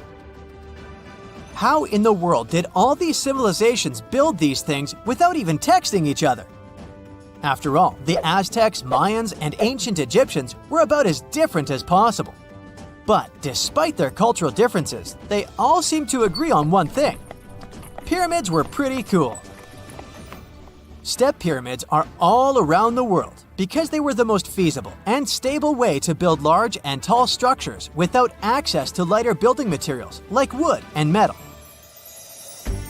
The triangular form with a square base is the best way to build a sturdy structure, and having a cube structure would require more material for less height. Now, when it comes to pyramid design, the Egyptian pyramids were like giant triangles with a square base, smooth sides, and a pointy top. On the other hand, the Aztecs and Mayans went for a tiered cake look, with steps leading up to a flat platform on top. So, while all these pyramids share the same basic shape, they have their own unique flair. Each group built its pyramids using different materials, techniques, and slope angles. So while they may have been inspired by each other's work occasionally, they were just doing their own thing. Egyptian pyramids had smooth, angled sides that were designed to help the pharaoh's soul ascend to heaven. The Pyramid of the Sun was built over a series of caves that served as a passageway for the deities.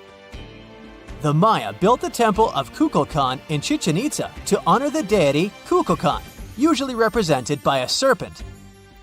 Nicknamed El Castillo, it has 91 steps on each side, plus a platform. That's 365 steps, one for each day of the Mayan calendar. Tell me, Brightsiders, how were pyramids built? To begin with, humans made them, not a foreign race from space that landed on Earth. You see, one thing that all pyramids have in common is that they were built without advanced tools or even the wheel. It took a lot of people to build them, including skilled laborers and architects. For example, it's estimated that 20,000 people built the Great Pyramid of Giza, and it's believed that most of them were skilled laborers. Building pyramids was a massive undertaking that required years of planning and effort. The Great Pyramid at Cholula, Mexico, took 600 years to complete. The county of Kent, England, has a cultural treasure called the Margate Shell Grotto. This subterranean passageway is lined with about 4.5 million seashells, composing an intricate mosaic. The gorgeous landmark was stumbled upon by accident in the 1800s, and it's still engulfed in mystery to this day. That's because no one knows who built it or why. Experts can't even figure out how it was built, since they'd need to collect samples from the walls and the removed parts would be irreplaceable. A brief analysis of the substance beneath these shells points to some sort of fish-based concoction.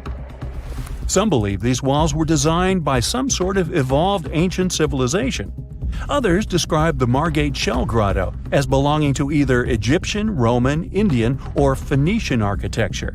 One other potential explanation is that the masterpiece was a personal project of an eccentric Victorian aristocrat. Now, the Roman Colosseum used to be nearly twice as large as it is today. However, it did not survive in its full form throughout the ages. Let's look at some of the history surrounding the Colosseum to piece the story together and how it managed to be scattered around town. The construction of this building began in 70 CE under Emperor Vespasian. Is that where Vespa comes from?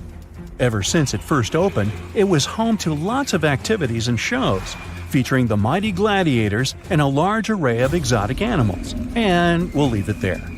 Its architectural glory started to dim down in 217, when a fire struck the upper parapets and much of the building's interiors. It took a whole century to finish the repairs for the damages, but the first form of the Colosseum would be gone forever. The downfall continued with an earthquake that affected southern Italy in 443. At this point, a big part of the Colosseum's outer ring was damaged. After the siege of Rome, which happened in 472, locals met hardship, so a lot of them had to rely on selling pieces of limestone from the ancient Colosseum. Its most devastating blow came from another earthquake, which happened in 1349. This is when the south side of the building completely collapsed. That's when it started to look more like the building we see today in the Italian capital. However, the pieces of stone that were shaken off from the Colosseum were used to rebuild some other famous landmarks in Rome.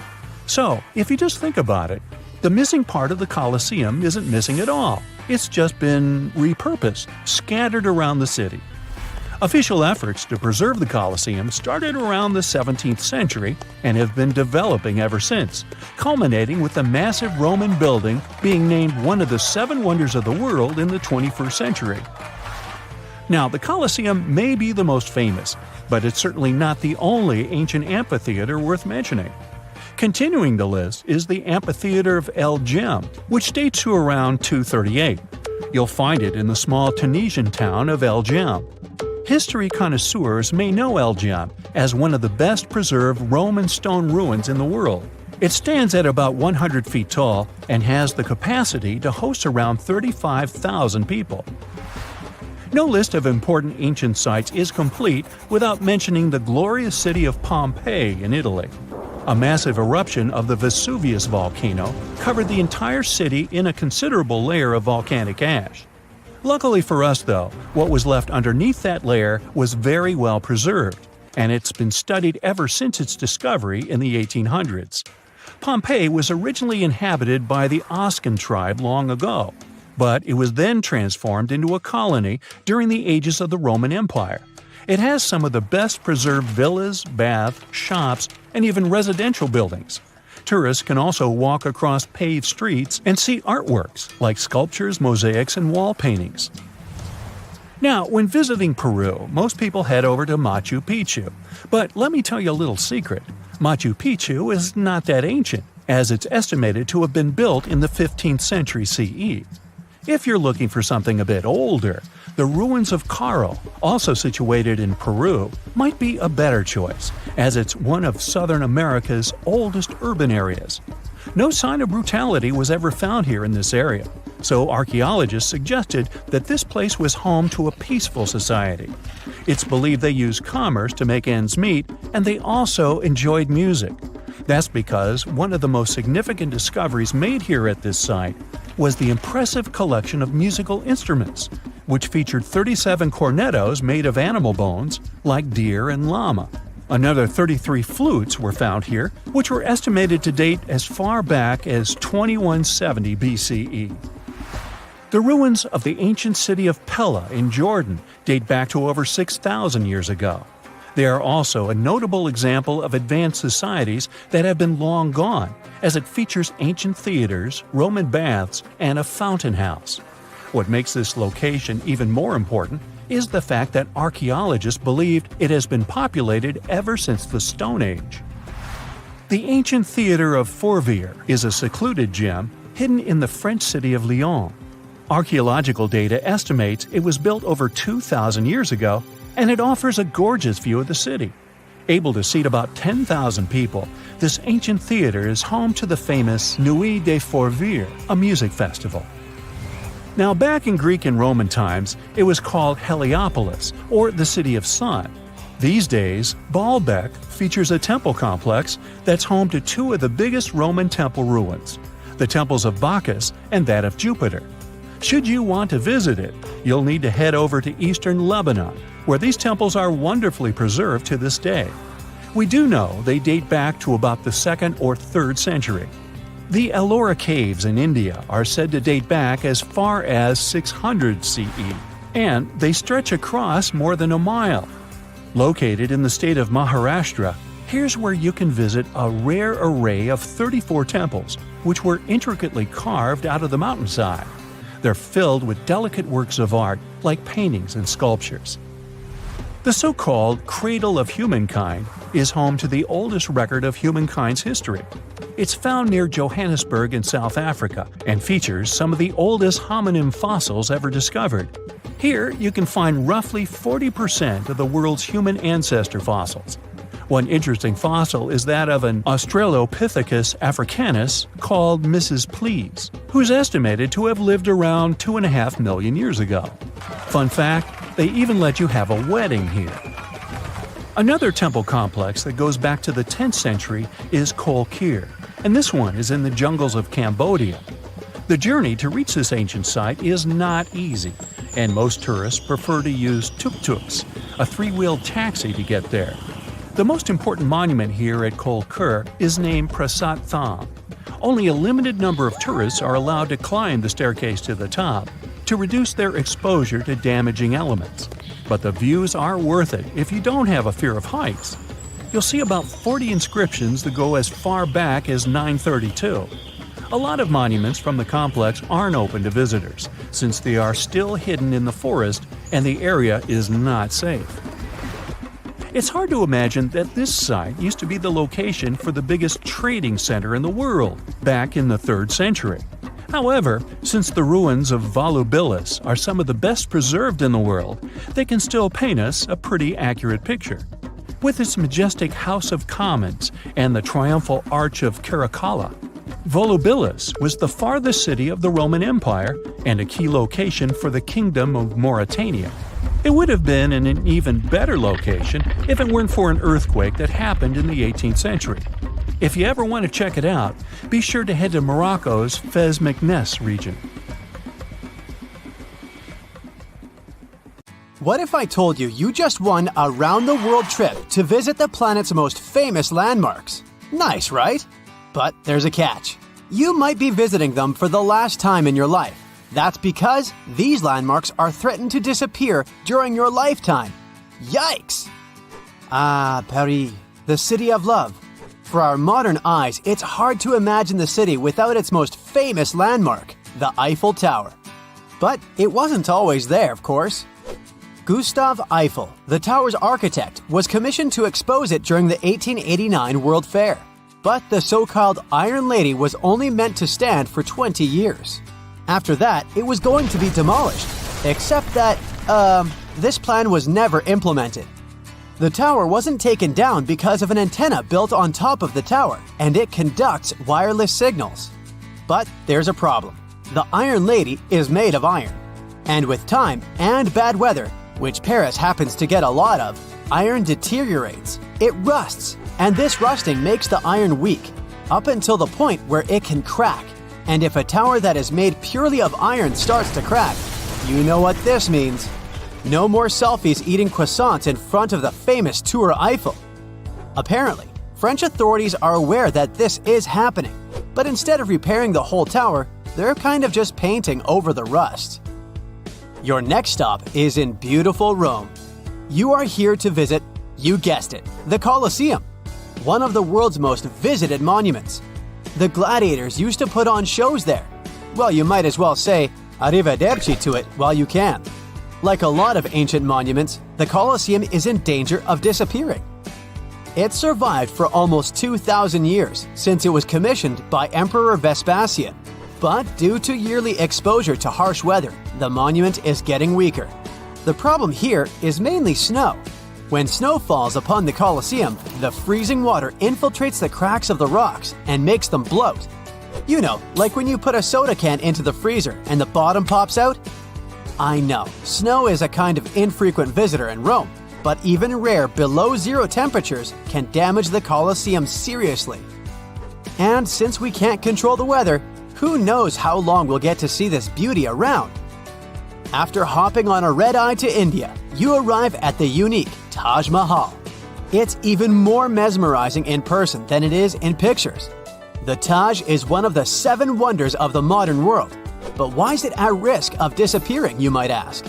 The monument was finished way back in 1643. It was made with pristine white marble as a gift from Emperor Shah Jahan to his beloved wife. But if our white shirts get dirty just by stepping outside the house, imagine an open-air monument that has existed for over 4 centuries. The Taj Mahal is located in the city of Agra, right beside the Yamuna River. Over the years, the region has become very polluted, and all of this pollution is helping to destroy the Taj. India's Supreme Court has been on the case for many years now, and they say the monument is turning greenish and brown. So, high authorities decided that either the local government restores the Taj Mahal completely, or they'll shut it down, or worse, destroy it. For the good of humanity, I hope they decide to restore it already. Otherwise, we'll be down to only 6 wonders. Finally, you've made it to South America. More specifically, you're now in the mountainous country of Peru. If you're not used to such high altitudes, you might get a little dizzy. But it's worth it to see the mesmerizing Incan ruins of Machu Picchu. The city is located at over 7,000 feet above sea level, and no one knows how the Incas built such a sophisticated village. That's why the site attracts around 440,000 visitors every single year. But since regulation is not so strict, the site is also slowly deteriorating. Machu Picchu may be the victim of something known as over-tourism. I mean, if you look at any footage from the site on a normal day, it's pretty packed up. And even if it's a stone-made town and stones are pretty resistant, they do suffer from erosion. Man-made or weather-made. Oh boy, I really don't like the sound of that. There's another stone monument that you need to check off your list. Can you guess which one it is? Yup, Stonehenge. Located in the peaceful hills of Wiltshire, England, Stonehenge has been around for over 5,000 years. Well, nobody knows exactly when it was built, but bear with me. If the only cause for disappearance would be erosion, then it would make the monument millions of years before it disappeared. But that's not the case. Since 1995, there have been multiple proposals from British authorities to build an underground tunnel that connects southeast and southwest England. The thing is, the tunnel passes underneath Stonehenge, and it might rock the site's foundation. Get it? Rock? Anyway, since the project was suggested, local supporters of the monument have found a Save Stonehenge alliance to keep the monument safe. They strongly believe that any enterprise, such as this tunnel, will severely harm the site. Egypt.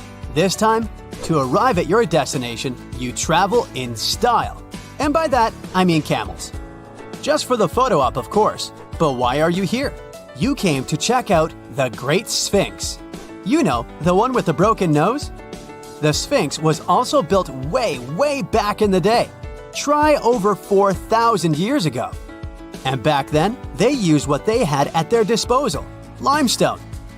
Now, some researchers think that hazardous weather may be damaging the Sphinx's limestones.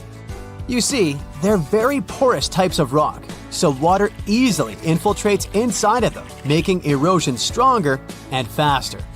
But water is also coming from down below. Unlike the pyramids of Giza, the Great Sphinx was carved directly from the bedrock. And right underneath the monument, there's a riverbed, which also infiltrates into the Sphinx, making it weaker. Fingers crossed that Egypt doesn't get a lot of rainfall in the next few centuries. I hope you brought your swimsuit because it's time to dive deep into the Dead Sea. Except that you probably won't get too deep. You know, since there's so much salt in the water that you basically only float. Fun fact, this sea is 10 times saltier than the ocean. It may be a little ironic that the Dead Sea is at risk of actually perishing, but it's true. The lake level is dropping 4 feet every year. It has to do with one of the sea's main tributaries. A tributary is a river that flows into a much larger body of water. The thing is, the region is not so rich in natural water, so some of the local authorities ended up diverting small tributaries for basic human uses. But since every action has a reaction, the Dead Sea is now facing some difficulties.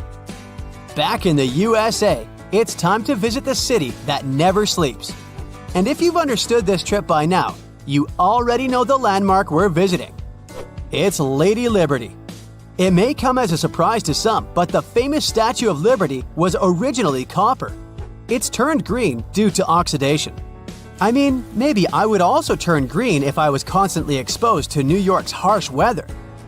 Some researchers say that air pollution can also speed up oxidation processes, threatening the long life of Lady Liberty. Of course, New York City does its share of maintenance. Hopefully it'll be enough for us to keep seeing the statue during our lifetime. Hey, it's time to head back home. I sure enjoyed this trip. Hope you did too. Let's hope we can still visit these places. Imagine you can spend an entire week digging in the ground, scanning for ruins, and taking photographs of the world's most surreal archaeological sites. Would you be up for it? Grab your magnifying glasses, and let's do some digging. When in Rome, do as the Romans do. Walk around the city stumbling upon ancient history, So you're strolling around Esquiline Hill on a sunny afternoon. You have just finished your third gelato when you suddenly see it. The magnificent Domus Aurea, or Golden House, for the non-Latin speakers. The Roman Emperor Nero ordered to build this huge palace back in 64 BCE. The construction finished in 68 BCE. In its glory days, it occupied an area 3 times the size of the Vatican City. The building had gold leaf decor, semi-precious stones, and tons of frescoes. There were over 300 rooms in the palace, some of them overlooking the beautiful vineyard and animal-filled woods nearby. It held an enormous 100-foot statue of Nero himself. The octagonal wall was the grandest construction in the complex. Originally, it was a banquet hall with waterfalls cascading down the back walls. The hall rotated around its axis day and night as petals fell from above. Nero's successors stripped the whole palace of its materials. Today, tourists can visit the main structure and, of course, the octagonal hall. They excavated it, and you'll easily recognize it even with its bare walls. After flying halfway across the world, we're deep in the Cambodian jungle. Good thing you brought bug spray with you. Mosquitoes can get crazy in this tropical climate. Hidden among the forest is the city of Angkor. It was the capital of the Khmer Empire from the 9th to 15th century. FYI, the word Angkor means capital city in the Khmer language. The city became one of the largest in the pre-industrial world. Researchers say nearly 1 million people used to live there. Today, Angkor attracts visitors from around the world because of its stunning architecture. You can recognize the Khmer style in the use of huge blocks of sandstone. At the center of the complex lies Bayon Temple.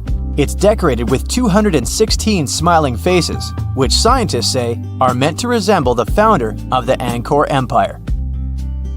They believe the towers used to be decorated with gold, but today the site is a maze of vine-covered temples. The city was abandoned in 1431 and wasn't rediscovered until the 1840s. In 1992, they named it a UNESCO World Heritage Site. The United States is not usually synonymous with ruins, but here's one. In the mountainous state of Colorado lies the ancient home place of ancestral Pueblans.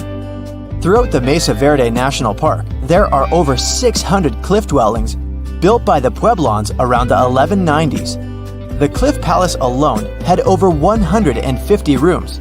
It was a multi-story building of sandstone and mud mortar. To arrive at the balcony house, visitors had to climb a 32-foot ladder. There, you can see a mid-sized village of 38 rooms and 2 kivas. Kivas are traditional chambers built by Pueblans for ceremonial purposes. By 1300, the Pueblan occupation of the Mesa Verde ended. Thankfully, the site is open for visits now. If you like terracotta landscapes, you came to the right place. The city of Petra is a marvel of the ancient world. Located in Jordan's desert, the city was a commercial hub back in the 4th century BCE. The Nabateans, an Arab Bedouin tribe, lived in the so-called Rose City and thrived for many years, accumulating a significant amount of wealth. They invented an innovative water management system that made the region habitable. The rock-carved gate-like structure Petra is famous for is what is called the Pharaoh's Treasury. It stands at the main entrance to the site and is said to have a hidden treasure beneath it. In the early 2000s, the site was named one of the 7 new wonders of the world. All the way in South America, in the country of Guatemala, lie ancient Mayan ruins. The lost city of Tikal is a site made of 12,000 buildings, the remains of the capital of the ancient Mayan Empire. It is comparable in importance to London or New York. The North Acropolis is Tikal's most ancient complex of monuments.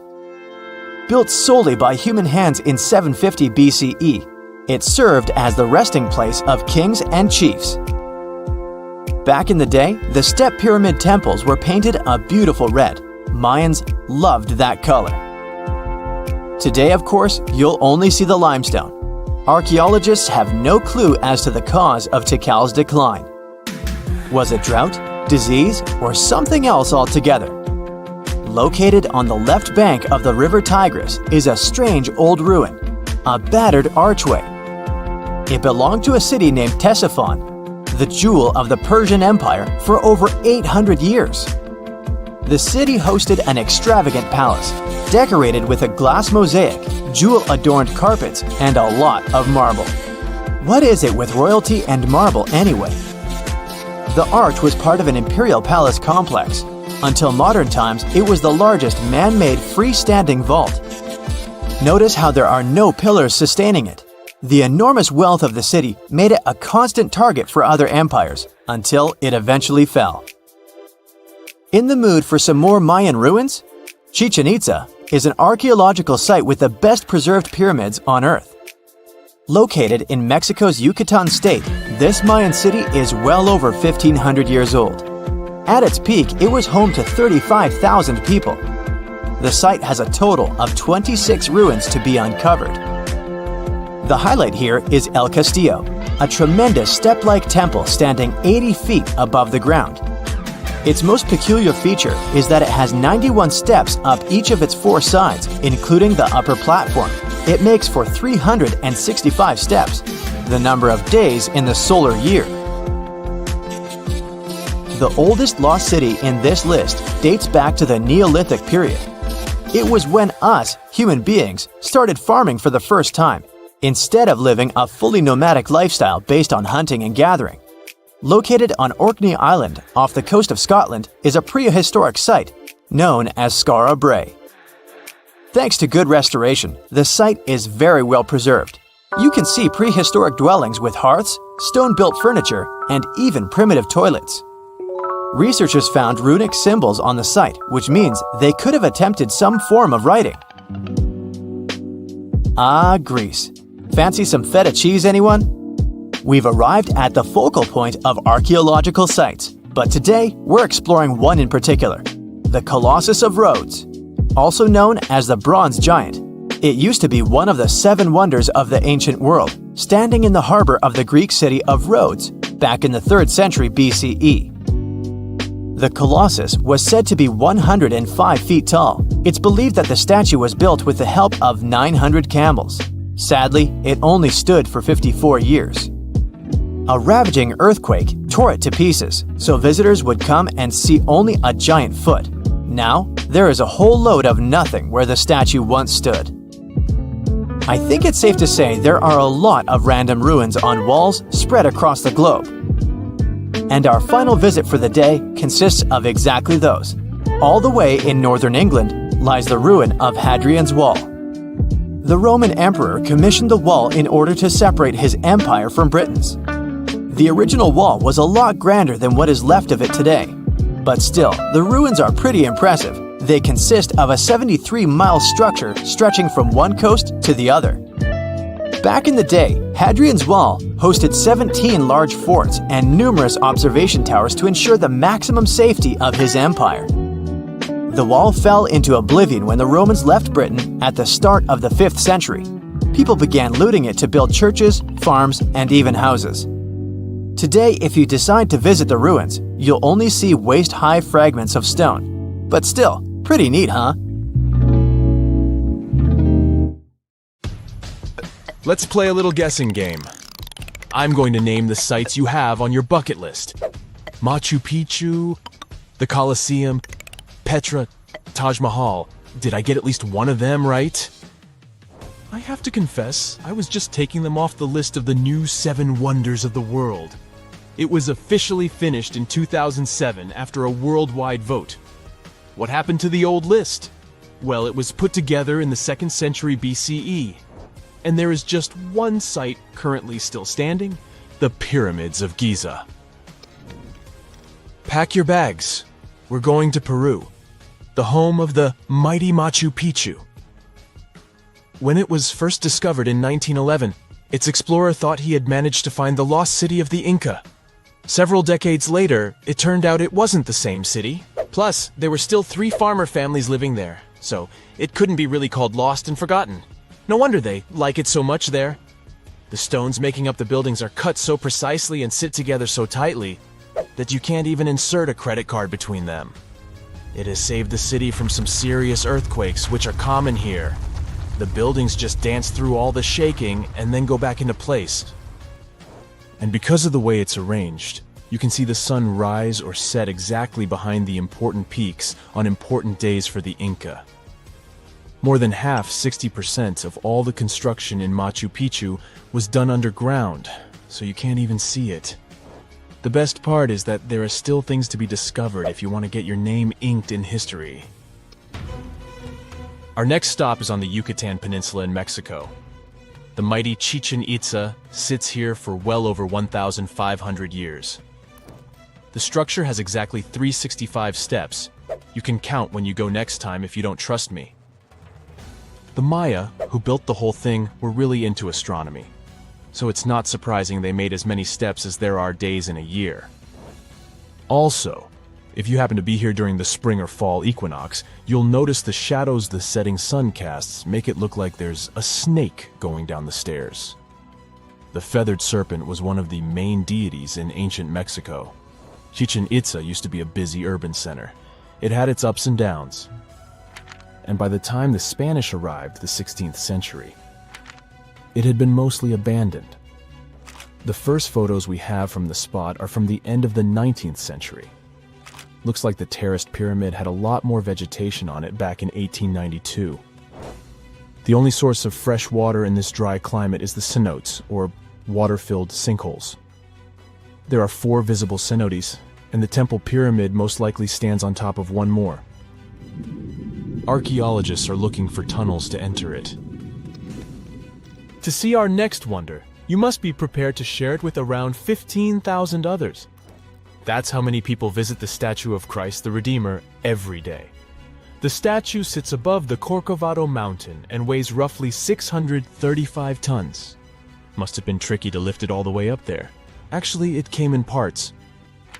A French sculptor, Paul Landowski, made several pieces of the future sculpture out of clay. The head and the hands were made in full size, and the body would be made larger on the spot. The parts of the statue were cut into cubes and then cast into concrete and put together. Workers prepared the cement right on the spot and transferred all the tools by a small cogwheel railroad which tourists used to get up the hill. The statue is the best proof that lightning does strike in the same place more than once. It must be because of its position on top of the mountain, its fingers, head, and eyebrows got damaged by storms. Time to move on. This time, we're going to Agra, India. Yep, to see the Taj Mahal, that beautiful pink construction. Wait, wasn't it always white? Well, the Taj Mahal changes its color depending on what time it is. It looks pale pink or pearly gray at sunrise, crystal white at noon, and the sunset paints it orange bronze.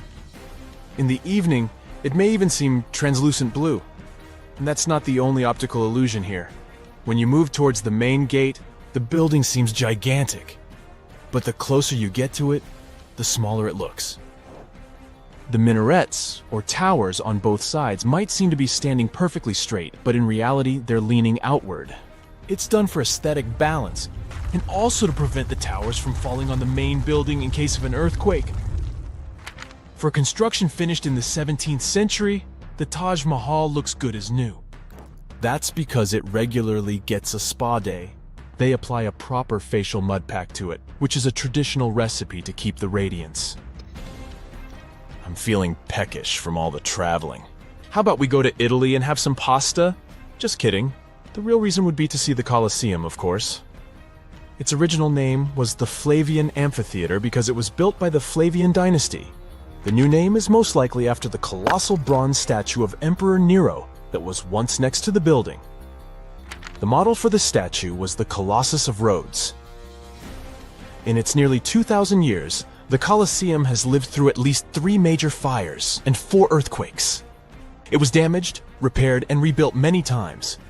The impressive construction once hosted up to 80,000 spectators.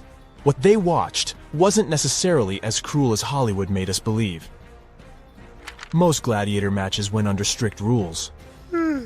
Sometimes the public would get bored with the show, and the participants would draw out of the arena. Once the Colosseum stopped serving as an arena for those scary shows, it was used as a cemetery, a place of worship, for housing, workshops for artisans and merchants, the home of a religious order, and a fortified castle. Now it's open to the public, and you can check out its underground labyrinth. Are you ready for the next wonder? It's the lost city of Petra, or rather, the rediscovered city, which was once super rich and vibrant, then got abandoned and found again in 1812.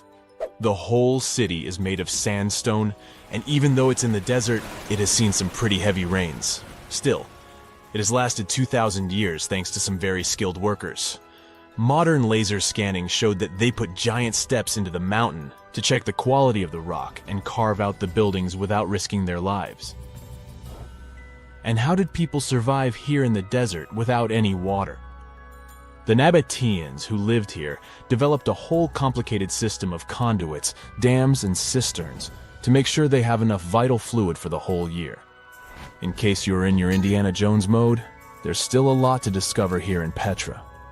Archaeologists believe we only know 15% of the city by now, and the rest is still hidden underground. Let's finish our tour with the largest human-made project in the world. Yep, I'm talking about the Great Wall of China. It stretches for over 13,000 miles from the Bohai Sea in the east all the way to the Gobi Desert in the west. But don't trust the popular myth. You won't really see the wall from the moon. It took over 2,000 years to finish, and a good amount of building materials, mostly bricks and cut stone blocks. Have you ever scratched your name on a tree, or even worse, some famous place? No worries, I won't tell anyone. People who built the wall did the same. Some of the bricks, which are mostly from the Ming Dynasty, have some data like production location, brick household name, and the responsible officials. This was a form of quality control. If something happened to any of the bricks, it would be easy to find out who to blame for it.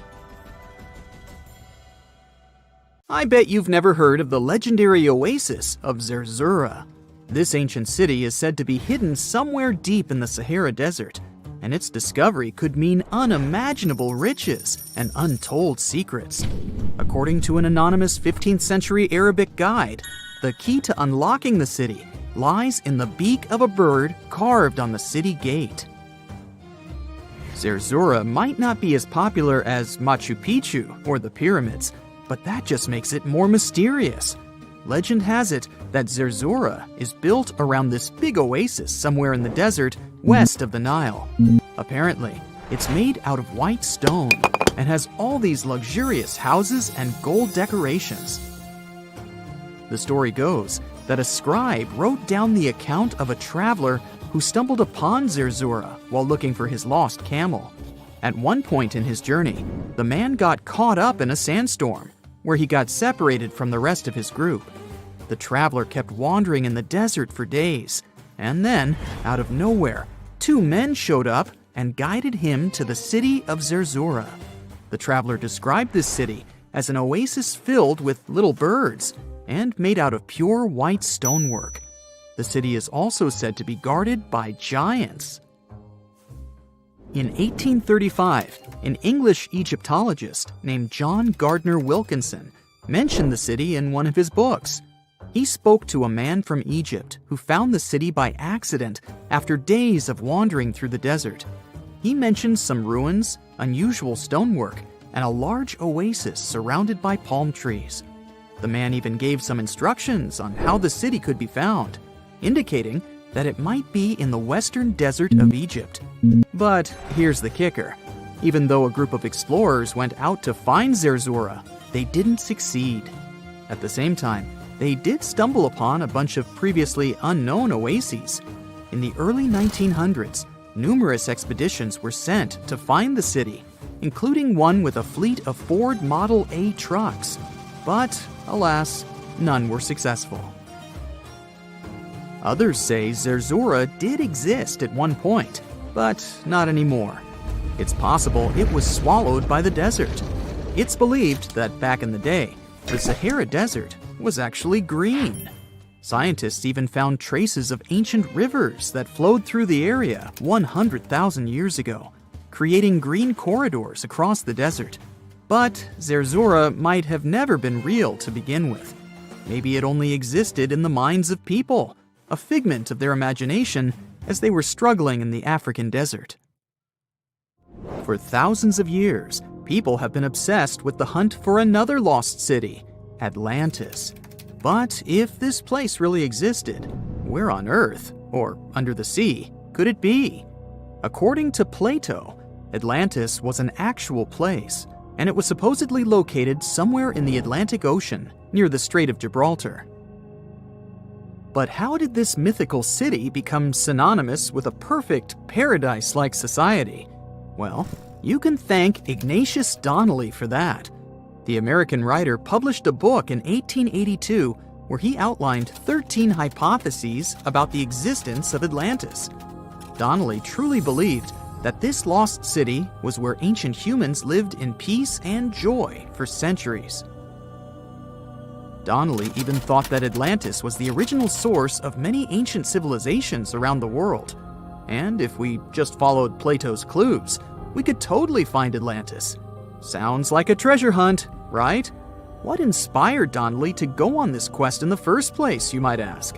Apparently, an amateur archaeologist discovered the city of Troy, using Homer's The Iliad as a guide. Well, if Troy was real, then why not Atlantis?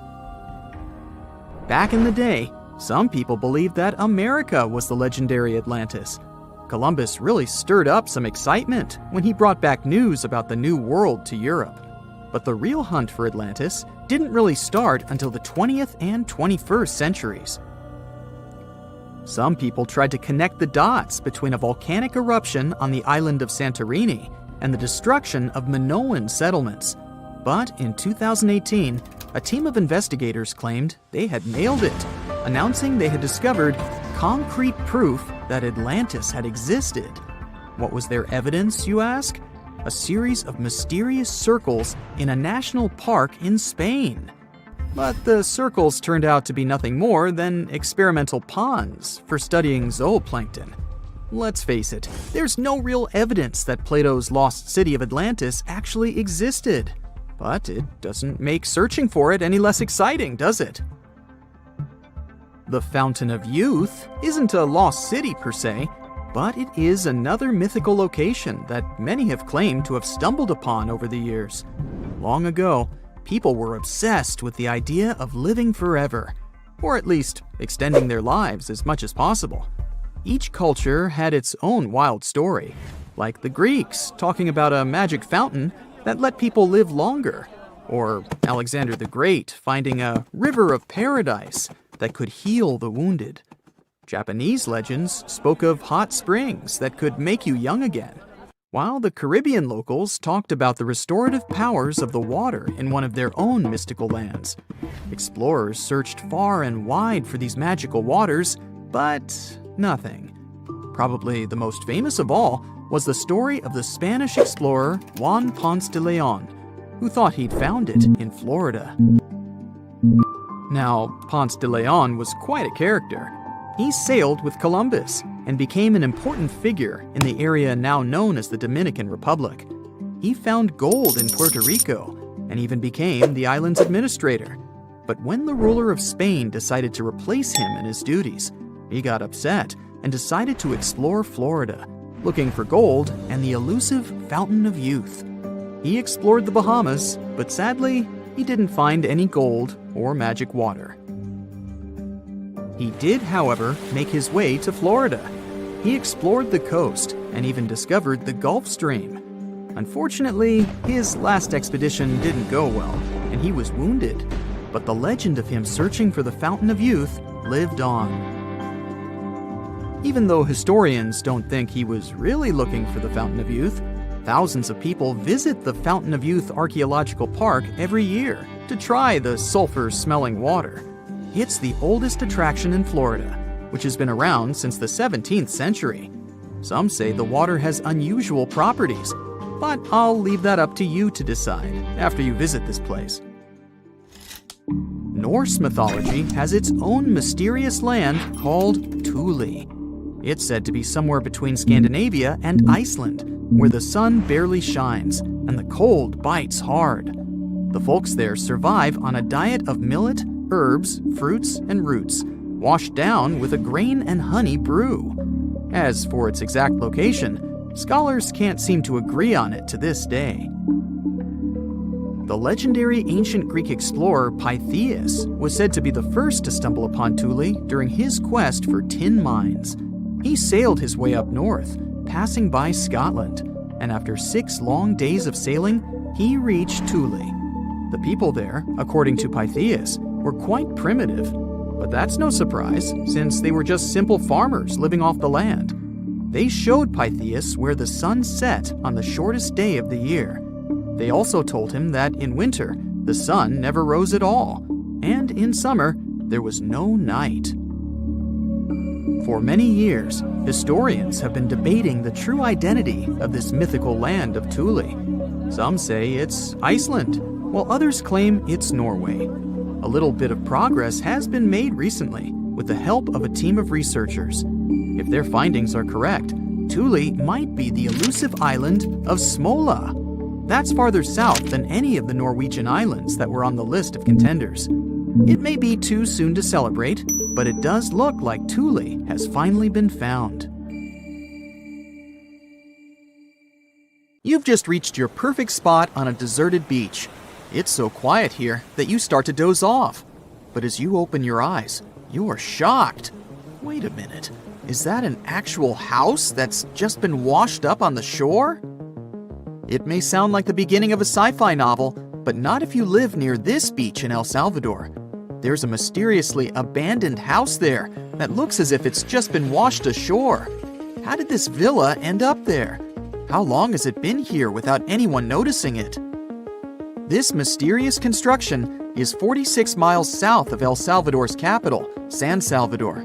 Locals say the building used to be a hotel called Puerto Ventura. At the time it was built, its main attraction was the fact that it was really close to the sea. Unfortunately, the engineering behind it wasn't well planned out, all because locals didn't need any official permission to start the construction. The hotel was too close to the water and dangerously exposed to the elements. The Roman-style villa is now a mere 50 feet from the edge of the sea when the tide is low. It can only be accessed in the morning because later, the tides fill the first floor with salt water. What's now left of the hotel looks like the ruins of a 2-story house. The front part is very impressive, with Roman-type pillars. It also has wide windows on the second floor. You can still see parts of the iron structures and remains of what used to be the gateway to the second floor. There are some bleachers at the top of the building. They're sometimes used by tourists. More and more people are now browsing the area, taking photos, even though the building is obviously not safe for climbing. There's little information on how long it's been sitting in its current location, but some locals say it's been there for at least 20 years. It had remained a local secret for years before it was discovered by a TikTok user in 2021. But that doesn't answer the question, how did the hotel end up in another location altogether? This is where things become a little fuzzy. While some locals say that the building was abandoned decades ago, others claim it was deserted after Hurricane Mitch hit the area back in 1998. Hurricane Mitch was one of the most dangerous weather phenomena to ever hit Central America. During the storm, the winds traveled at 178 miles per hour, and the hurricane itself lasted for about 15 hours. It was also the cause of a huge amount of rainfall, which resulted in floods and many dangerous landslides. Being built so close to the shoreline, the former hotel had little chance of surviving the extreme weather conditions, so it must have been literally displaced. After sitting under the sun, you might start dreaming of some snowballs getting washed ashore. To even out the temperature. I'm not kidding. This strange natural phenomenon did happen back in 2016. It resulted in about 11 miles of the coast of the Gulf of Aab in West Siberia getting covered with huge snowballs. Because of the low temperatures, small pieces of ice started to form in the water. Afterward, the wind and waves rolled them into giant snowballs. Some of them were the size of a tennis ball, but others were up to 3 feet wide. A 2004 Harley-Davidson night train motorcycle popped up ashore on a British Columbia beach back in 2012. It was neatly packed inside a shipping container. It took some time to do it, but the owner was eventually traced down. His name was Ikuyo Yokoyama, and he lost his motorcycle after a tsunami struck Japan on March 11, 2011. To get to its final destination, the Harley-Davidson traveled more than 4,000 miles. To celebrate its long journey, Yokoyama donated the bike to the Harley-Davidson Museum in Milwaukee. It's been on display there ever since, in case you want to visit. This strange phenomenon made it look as if someone spilled dish soap all over the beach. But it does happen pretty often in Queensland. Sea foam covers the shore there a couple of times each year. It mostly happens after a storm, when ocean waves move dissolved organic matter around. It's basically like a giant ice cream maker. After Cyclone Debbie back in March of 2017, some beaches actually needed to be closed because of huge amounts of white foam. The wind even brought some of that foam to the nearby towns, making locals believe it was snowing. Would you be surprised to see a 6-by-6-foot rusty metal die washed ashore on your local beach? Because back in 2017, people in Coeur d'Alene in Idaho sure were. It turned out to be an old storage tank. Someone decided to spice it up a bit by adding some white spots to make it look like a die. In 1992, thousands of rubber duckies got stranded at sea after a large container ship that was transporting them was hit by a wave. As you can imagine, the ducks started popping up all over the world, in Hawaii, Alaska, South America, Australia, in Europe, and even in the Arctic. It's estimated that a couple hundred of those unlucky rubber ducks are still out there. Interestingly, they turned out to be very useful to scientists. Based on their movements, researchers can monitor the direction of water currents. If you happen to like dinosaurs, you'll be happy to know sea waters can also bring ashore some fossils. In 2018, a large dinosaur jawbone ended up on the coast of Lilstock Beach in Somerset, England. It used to belong to a dinosaur called Ichthyosaurus. Thanks to this finding, scientists were able to make an impressive discovery. Before, they thought the Ichthyosaurus could reach a maximum length of about 69 feet. But after they studied the jawbone, they ended up recalculating the creature's size. They concluded that the Ichthyosaurus could grow up to 85 feet. The megalodon was the largest predator in our planet's history. It lived almost all over the globe, except near the poles. How do we know that? Because megalodon teeth keep appearing on beaches every now and then. One staggering megalodon tooth, which was way over 20 inches long, was discovered in a river in Croatia. Since these creatures have been extinct for about 3 million years, their teeth are highly prized by fossil hunters. A giant Lego man that washed ashore is something I never thought I'd hear about. And it turns out it didn't happen just once. There were 4 of these giant Lego men in total, each around 8 feet tall. One was found in England and one in the Netherlands, while the other 2 popped up in Florida and California. It was surely not a coincidence, and after some research, people found out that a Dutch artist was behind this. Ego Leonard started this project as a personal statement campaign. A short film was even made about this, and it was called No Real Than You Are. This sentence was written on each of the 4 Lego men put to sea. A bundle of over 50 letters was washed ashore in New Jersey on a beach in Atlantic Highlands back in 2012. It happened shortly after Hurricane Sandy had struck the area. A 14-year-old boy found the letters and gave them to his mom. She was so touched by them that she decided to carefully dry and return them to their owner. The letters were the correspondence of two people named Dorothy and Lynn. They were dated between 1942 and 1948. The last was written a week before their wedding. With the help of an online genealogy site, the woman reached Dorothy and returned the letters to the 88-year-old woman who was living in a retirement home. Back in the 12th and 13th centuries, Bologna used to look like modern-day Manhattan. No one knows exactly how many towers resembling skyscrapers it used to have, but the most likely number is at least 100. The tallest of them was around the same height as Big Ben. When the towers were built, Bologna was one of the largest cities in Europe. Construction projects were massive and ambitious. Someone built cathedrals and town halls, and the richest noble families also erected towers, possibly as a symbol of status and wealth. There was no place in the city center to build grand castles, so they had to go up with the construction. They didn't actually live in those towers, but in smaller structures next to them. The towers served for defensive purposes. It took between 3 and 10 years of work to build one tower, and it was a really tedious process. Each of them had a steady foundation deep underground and a base made of big blocks of selenite stone. The rest of the tower was becoming thinner and lighter the higher it went.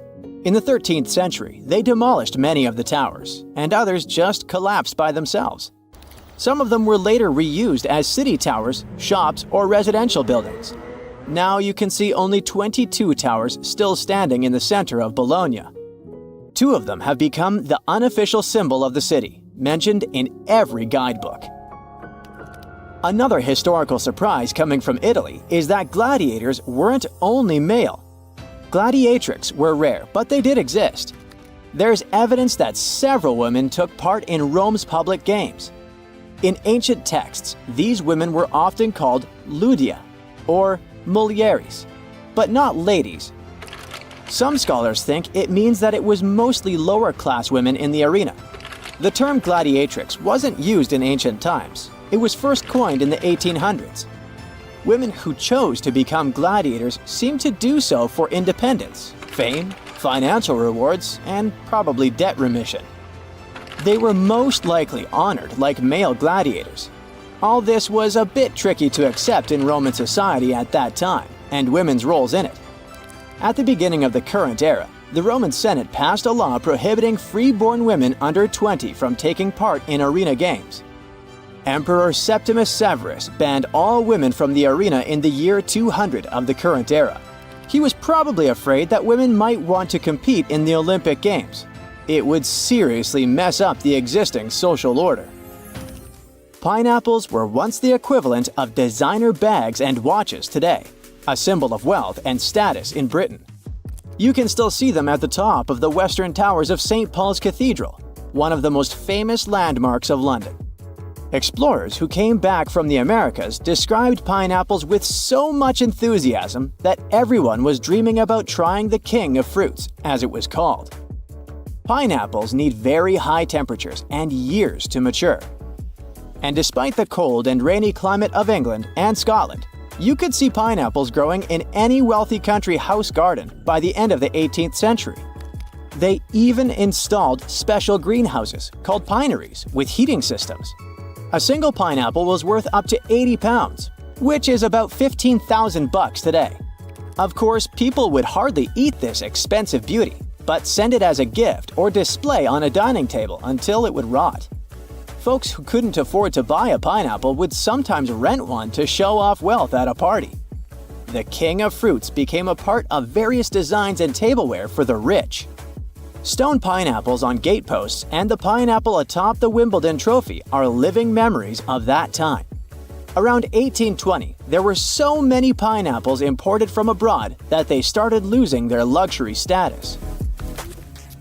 100 million years ago, there were giant crocodiles living in the Sahara Desert. In the 1990s, paleontologists found fossilized skeletons of primitive crocodiles, including the so-called supercroc. They discovered several partial skeletons from 110 million years ago. This prehistoric giant with a head as large as an adult human was about 40 feet long. That's about 2 times as tall as a giraffe. The croc thrived both in water and on land as part of a diverse ecosystem of ancient North Africa. The expeditions to the Sahara found a whole lost world of ancient crocodiles, with some species that resembled modern animals. One of them was the dog croc. With its tall legs and keen sense of smell, it moved through the surroundings much like a dog. Another fascinating find was the duck croc, a 3-foot-long crocodile with duck-billed platypus-like features. It was adapted for life on land rather than water.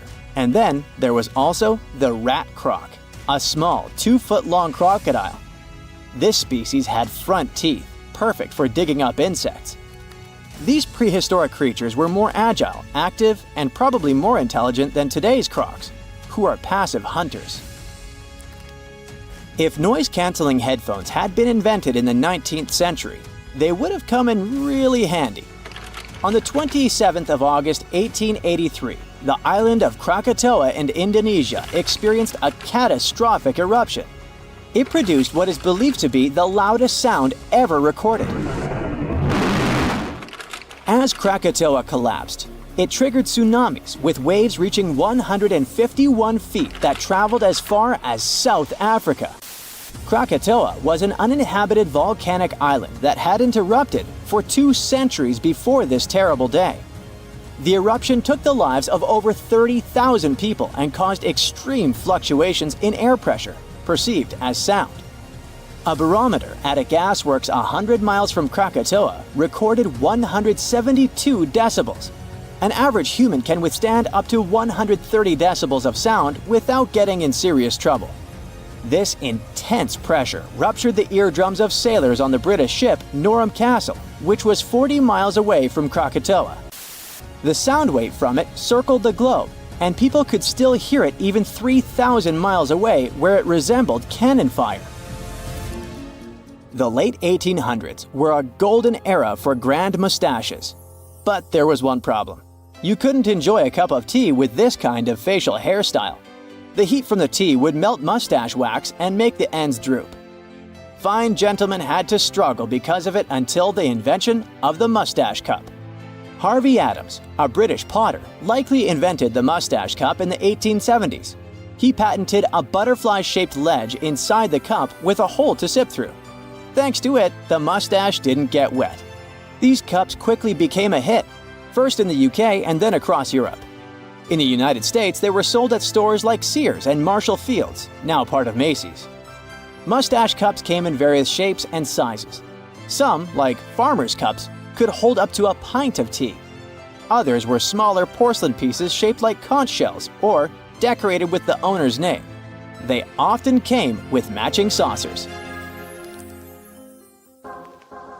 Lord Byron, one of the greatest British poets, kept numerous dogs and cats and a whole bunch of exotic animals.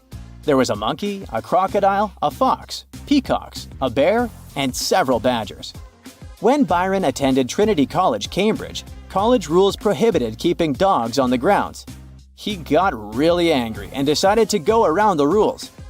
Byron brought a tame bear as his pet. The college authorities argued with him, but since the statutes did not specifically mention bears, they had no legal grounds to remove either the bear or its owner. Byron walked the bear on a chain, talked to it, and even considered applying for the bear to become a student at the college. We still don't know how and where Byron got the bear, but when he left Cambridge, he took the bear with him to his estate in London. Rikat structure is a giant formation in the Sahara that looks exactly like a giant bullseye. It's so wide that you can see it from space. Even the CIA got interested in it. In 1965, they planned a flyover looking for geomagnetic anomalies. The findings are still classified. Perhaps the theories are true, and this place is truly the lost city of Atlantis. Now, Atlantis supposedly sank beneath the waves, but recent discoveries are pointing us in a different direction.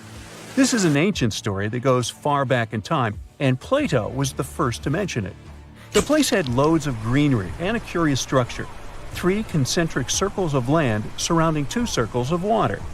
2 key quotes from Plato's writing suggest that Atlantis might not have been a typical island in the middle of the ocean. Plus, Atlantis had a major influence from Africa and Europe, challenging the idea of it being in the Atlantic. It turns out that the Eye of the Sahara and Atlantis look alike. When astronauts saw the Eye of Sahara from above, they initially suspected a meteorite impact crater, but the rings of the structure matched the layout described of Atlantis. More importantly, the Sahara wasn't always a desert. It turned from a tropical region into a desert around 11,000 years ago. Researchers found evidence of a massive river called the Tamaracet that could have sustained a community. This river flowed toward the Rikat structure, aligning with Plato's description. The Trans-Saharan Seaway ran through the Sahara 50 to 100 million years ago.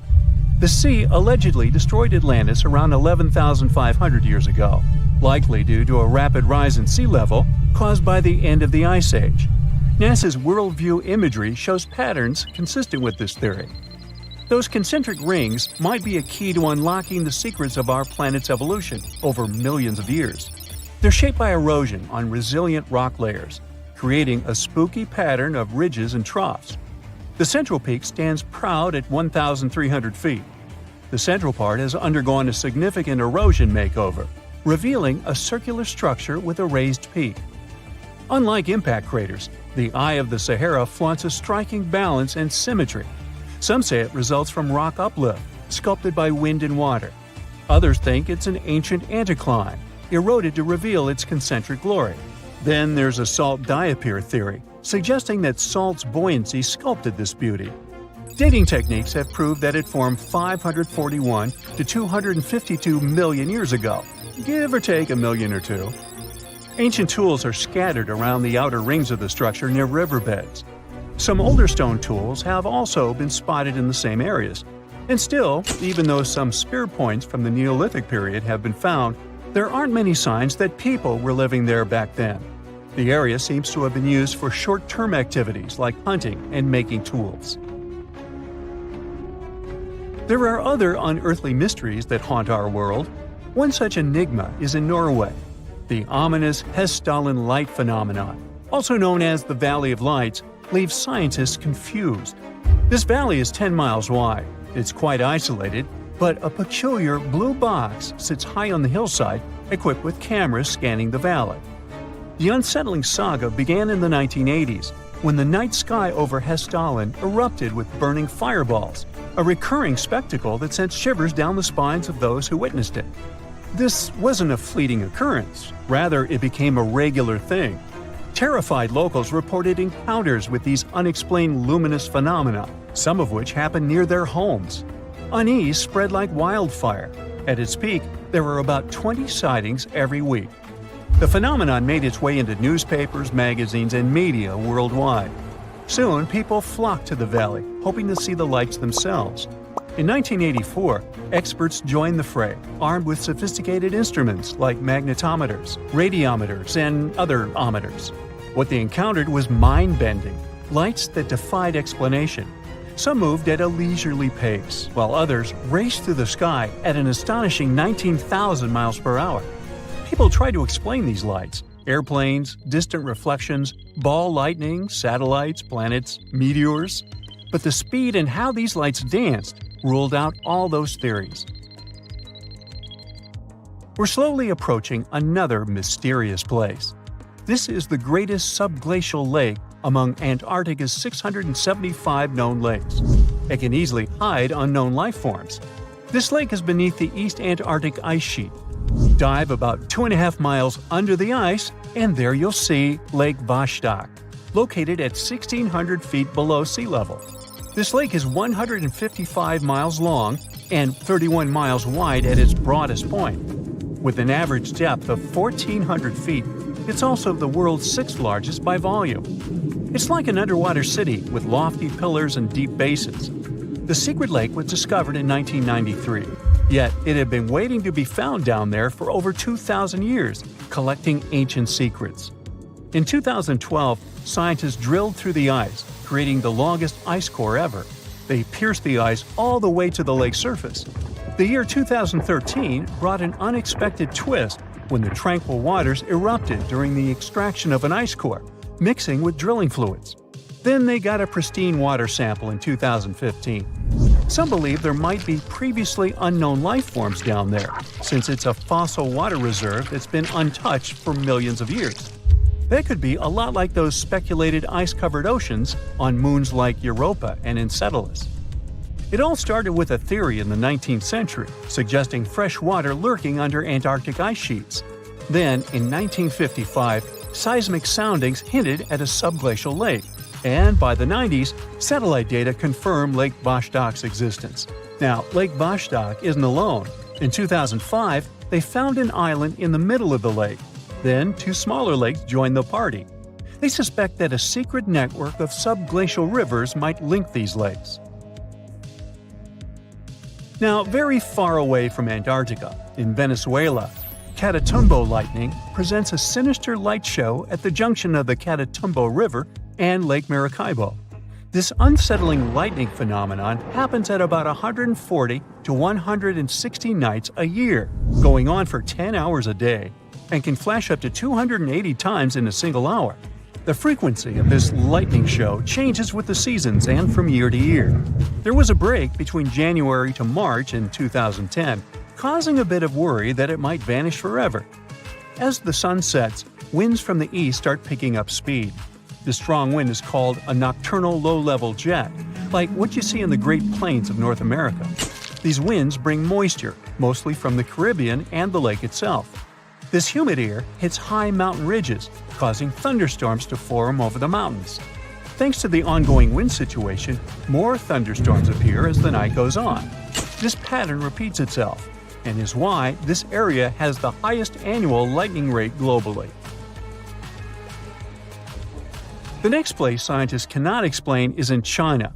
That is the Longyu Caves. They have lofty slanted roofs and sturdy pillars. This spot remained hidden for centuries. These human-made caverns, built around 2,000 years ago, decided to reveal themselves only in the 90s. Local farmers drained some ponds and unveiled 5 massive caverns. Further digging exposed an additional 19 smaller caves. They range from 60 to 110 feet in width and 26 to 50 feet in height. Archaeologists found historical relics from the reign of Emperor Zhuan of Han, dating back to over 2,000 years ago. Now, how did these caves survive for more than 2 millennia without falling apart?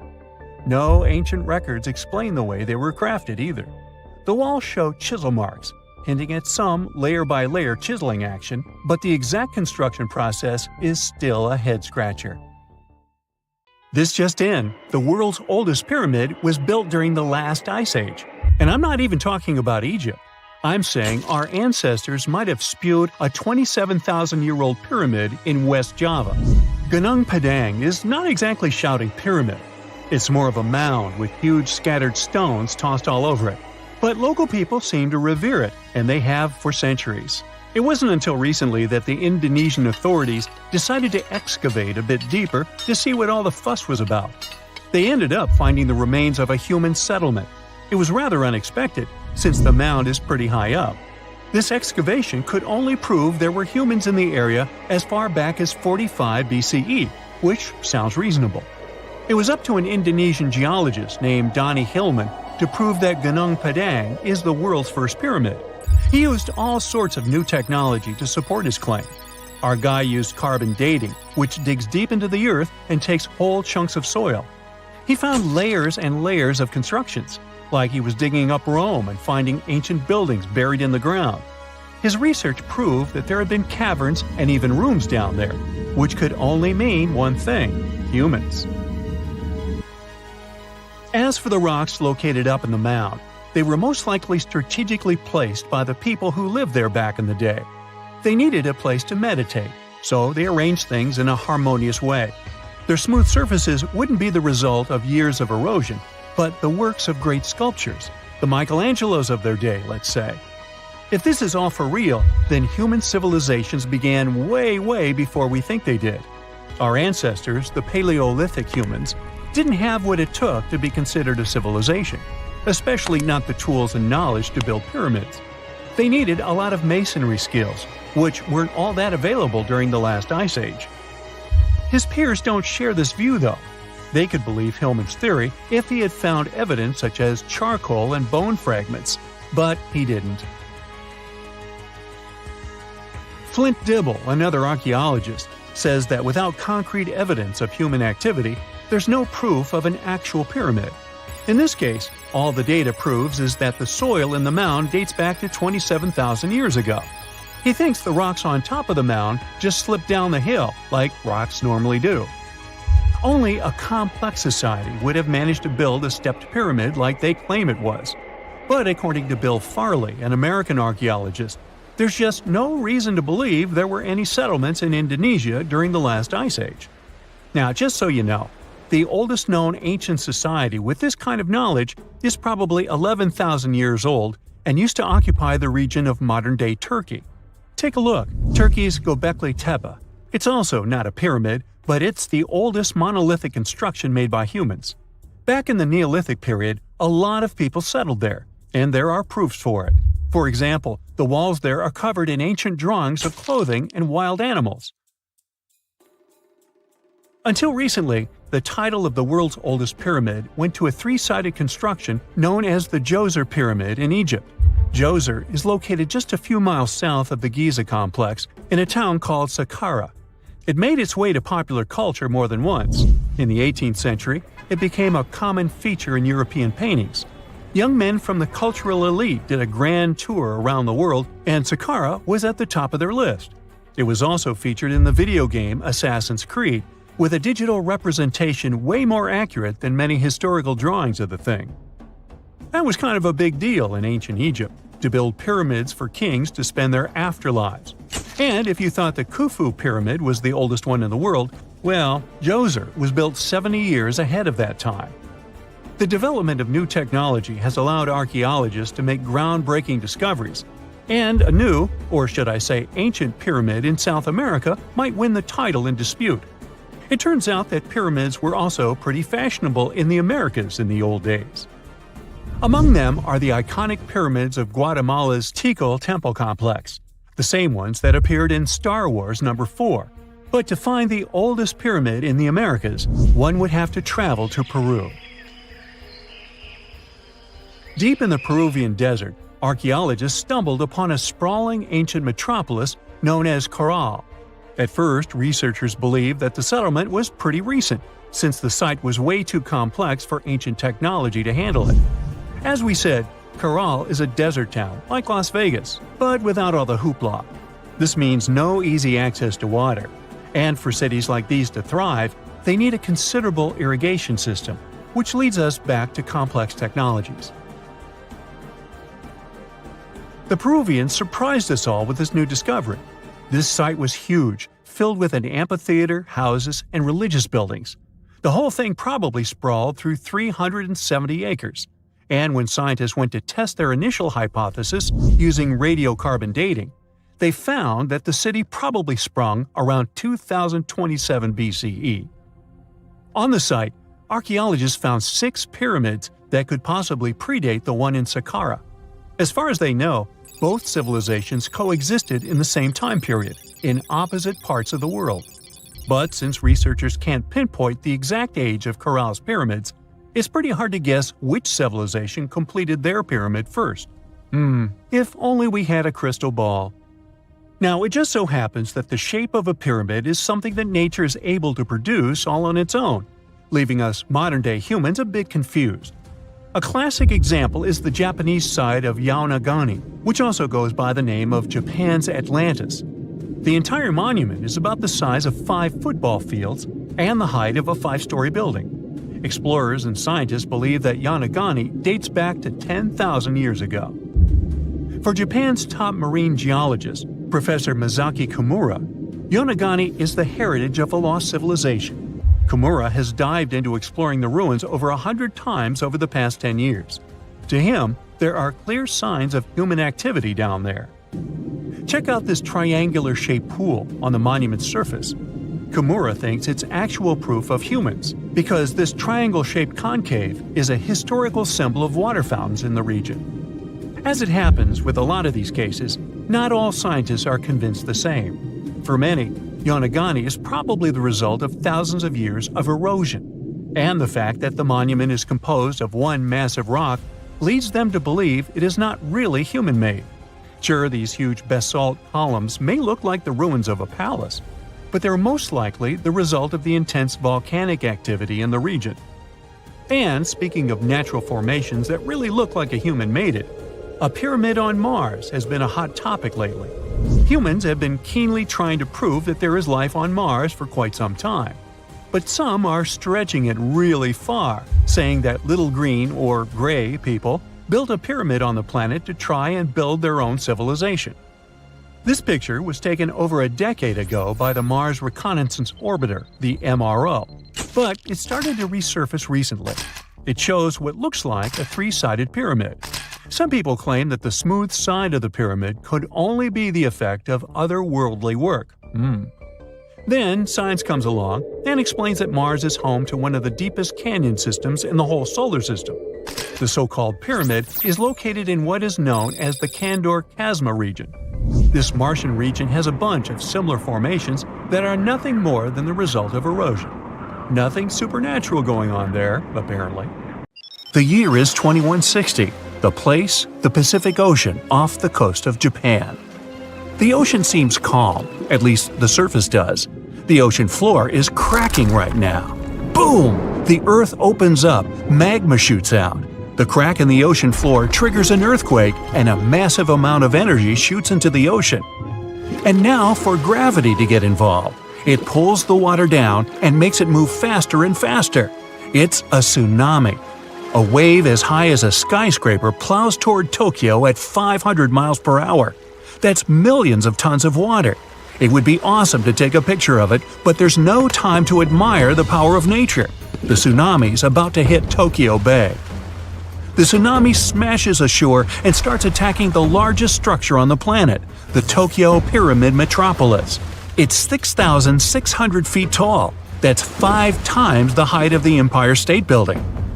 Imagine if the entire population of Denver, Colorado lived and worked in one building. The Tokyo Pyramid Metropolis, TPM, can handle 750,000 people at a time. Incredibly, the structure withstands the impact, and most of the tsunami's energy seems to have just disappeared. This time, engineering stands up to nature. TPM was built by the Shimizu Corporation, which was founded in 1804. The pyramid is the most stable structure around. If you don't believe me, go to Egypt and see the Great Pyramid of Giza.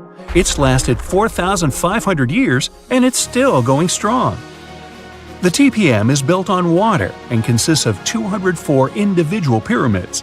They look like bunches of grapes stacked on top of each other, 8 tiers in all. Only in this case, each grape is the size of a Vegas casino. The TPM's actually hollow. That's how it defends itself against typhoons and tsunamis. It doesn't meet the wind and waves head-on, but lets all that energy just pass right through it. Robots and autonomous control systems run this place.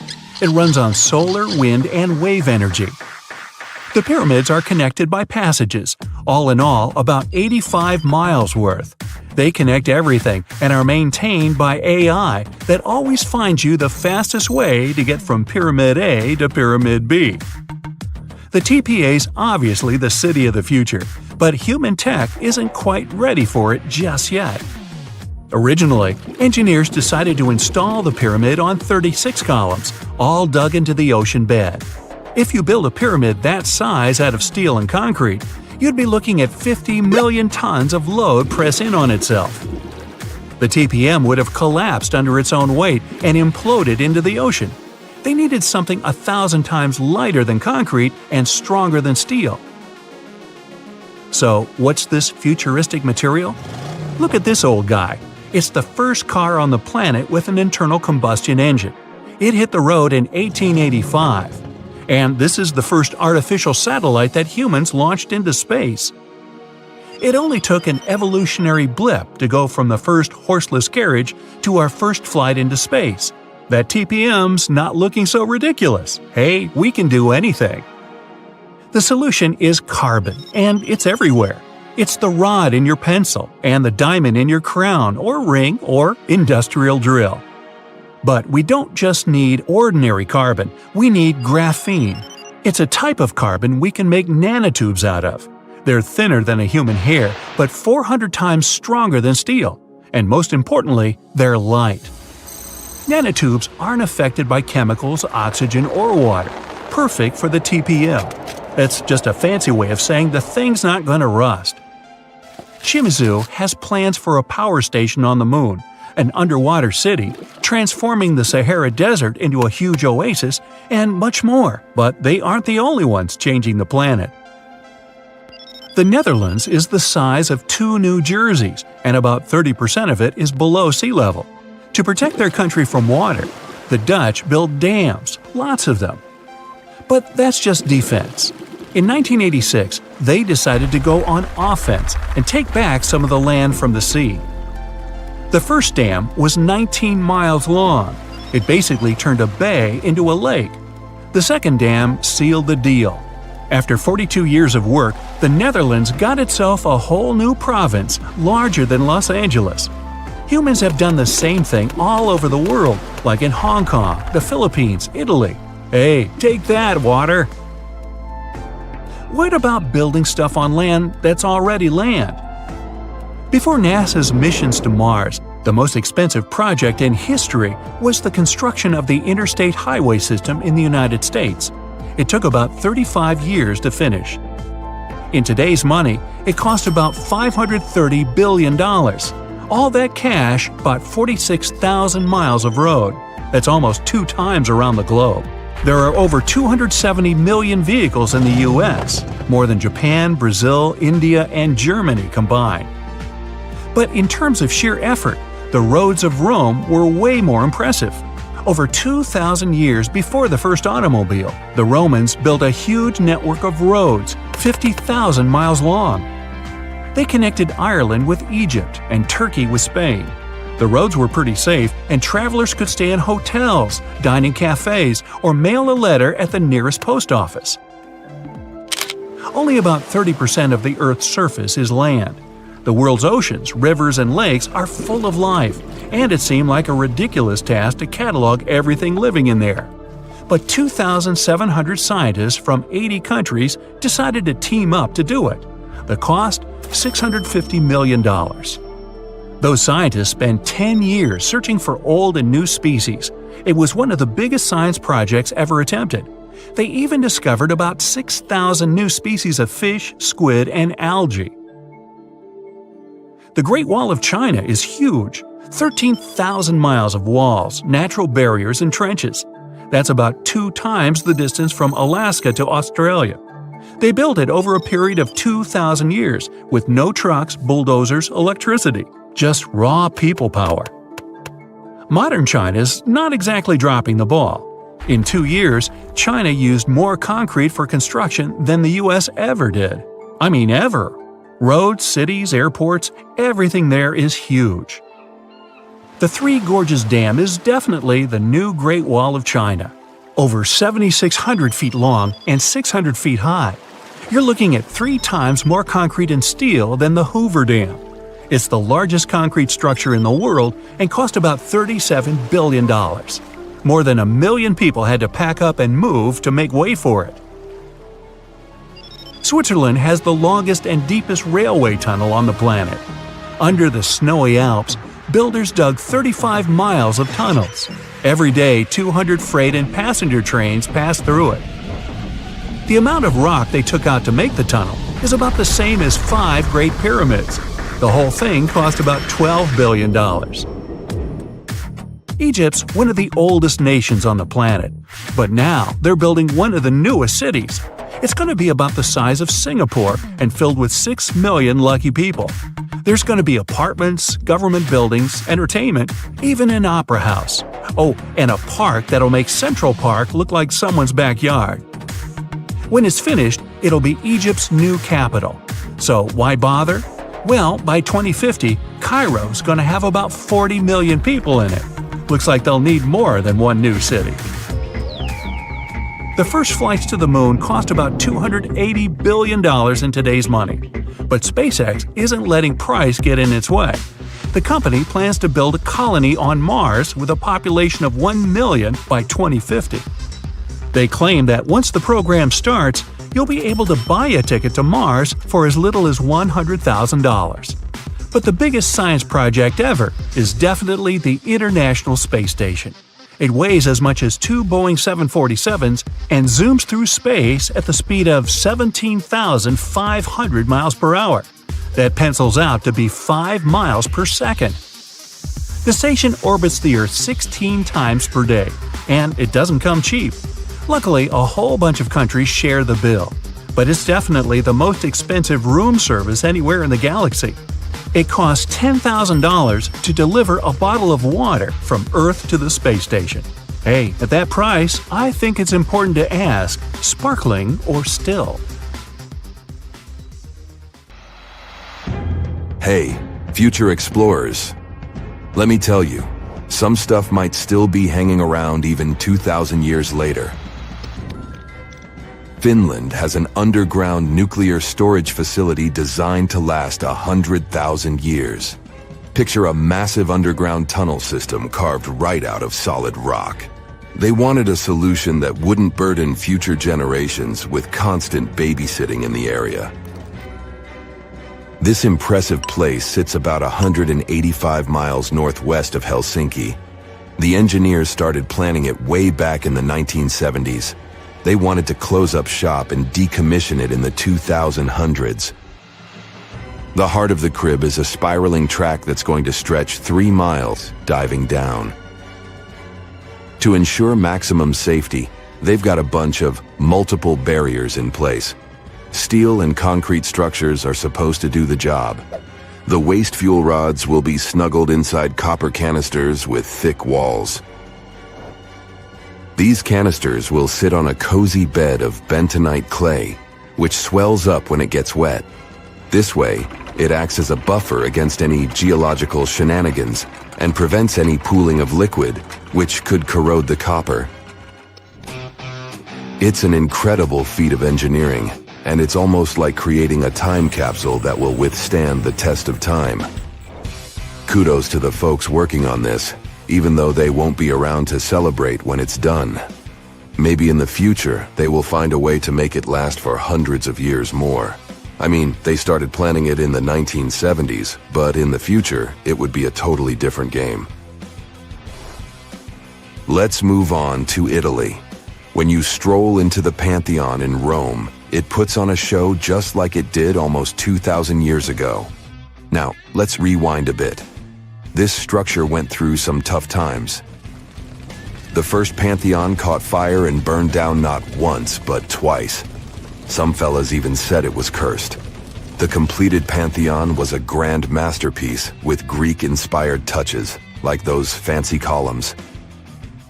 But the real jaw-dropper was its gigantic dome. The largest unsupported concrete dome on the planet. Now, the Pantheon's original purpose remains a mystery. Some say it was a Roman worshipping spot, while others think it was where the emperor got his hotline to the deities. The massive eye on top, known as the oculus, lets in sunbeams and rain. Marble from all over the Mediterranean made it look snazzy, but the Roman concrete made the magic happen. Then we've got the impressive Hoover Dam in the USA, an architectural masterpiece. Experts designed it to harness hydroelectricity and prevent water from going where it shouldn't. This dam is built like a fortress. Steel, concrete, and a lot of TLC keep it strong. Let's jet off to New Delhi and check out the Akshardham Temple, even though it's very young compared to the other structures I've mentioned. It was completed in 2005. It already has the characteristics of a building that can stand for a long time. During the construction, numerous ancient and modern innovations were used to ensure its endurability. Next on our list of the world's most future-proof buildings is the St. Louis Arch, which rises high over Missouri. Also known as the Gateway Arch, it is the tallest human-made monument in the USA. The Great Wall of China. While it's not a single building, the Great Wall of China is an ancient marvel that has survived for centuries. Some sections of the wall were reconstructed in modern times, but they still carry historical and cultural significance. Those bricks might look a little crumbly, but hey, they're still standing strong. Then we have the former Byzantine church, now known as Hagia Sophia from Istanbul. It still looks glorious, and it's 1,500 years old. It's been through many things, like earthquakes. Architects designed Hagia Sophia in an impressively short period. After the Ottoman conquest of Constantinople in 1453, Mehmed II converted it into a mosque. He added some new stuff, like a minaret and a chandelier. Hagia Sophia is a unique architectural marvel. Its main dome is 105 feet tall and flanked by two semi-domes on both sides. In terms of its floor plan, the building is nearly square, but from the interior perspective, it appears rectangular because of the extension of the roof by large semi-domes. The interior has 3 aisles separated by columns, with galleries above and substantial marble piers rising at both ends to support the dome. These columns are constructed of the finest marble, carefully chosen for their color and variety, while the lower walls are adorned with marble slabs. On the outside, there are windows above the galleries and around the base of the dome. When the sun's shining, it kinda tricks your eyes into thinking the dome is floating, because these windows hide the support structures. We couldn't have put together a list of the world's sturdiest buildings without mentioning perhaps the most famously enduring of them all: the Pyramids of Giza. They were completed around 2540 BCE. They've got the whole package: superior materials, genius engineering, and a design that puts all other structures to shame. The ancient Egyptians were all about building for eternity. They believed that the afterlife would last forever, so they made sure their tombs would too. The Egyptians threw in extra walls and other stuff just to be safe, even if they didn't fully understand the laws of physics. Now, let's shift our gaze to our time.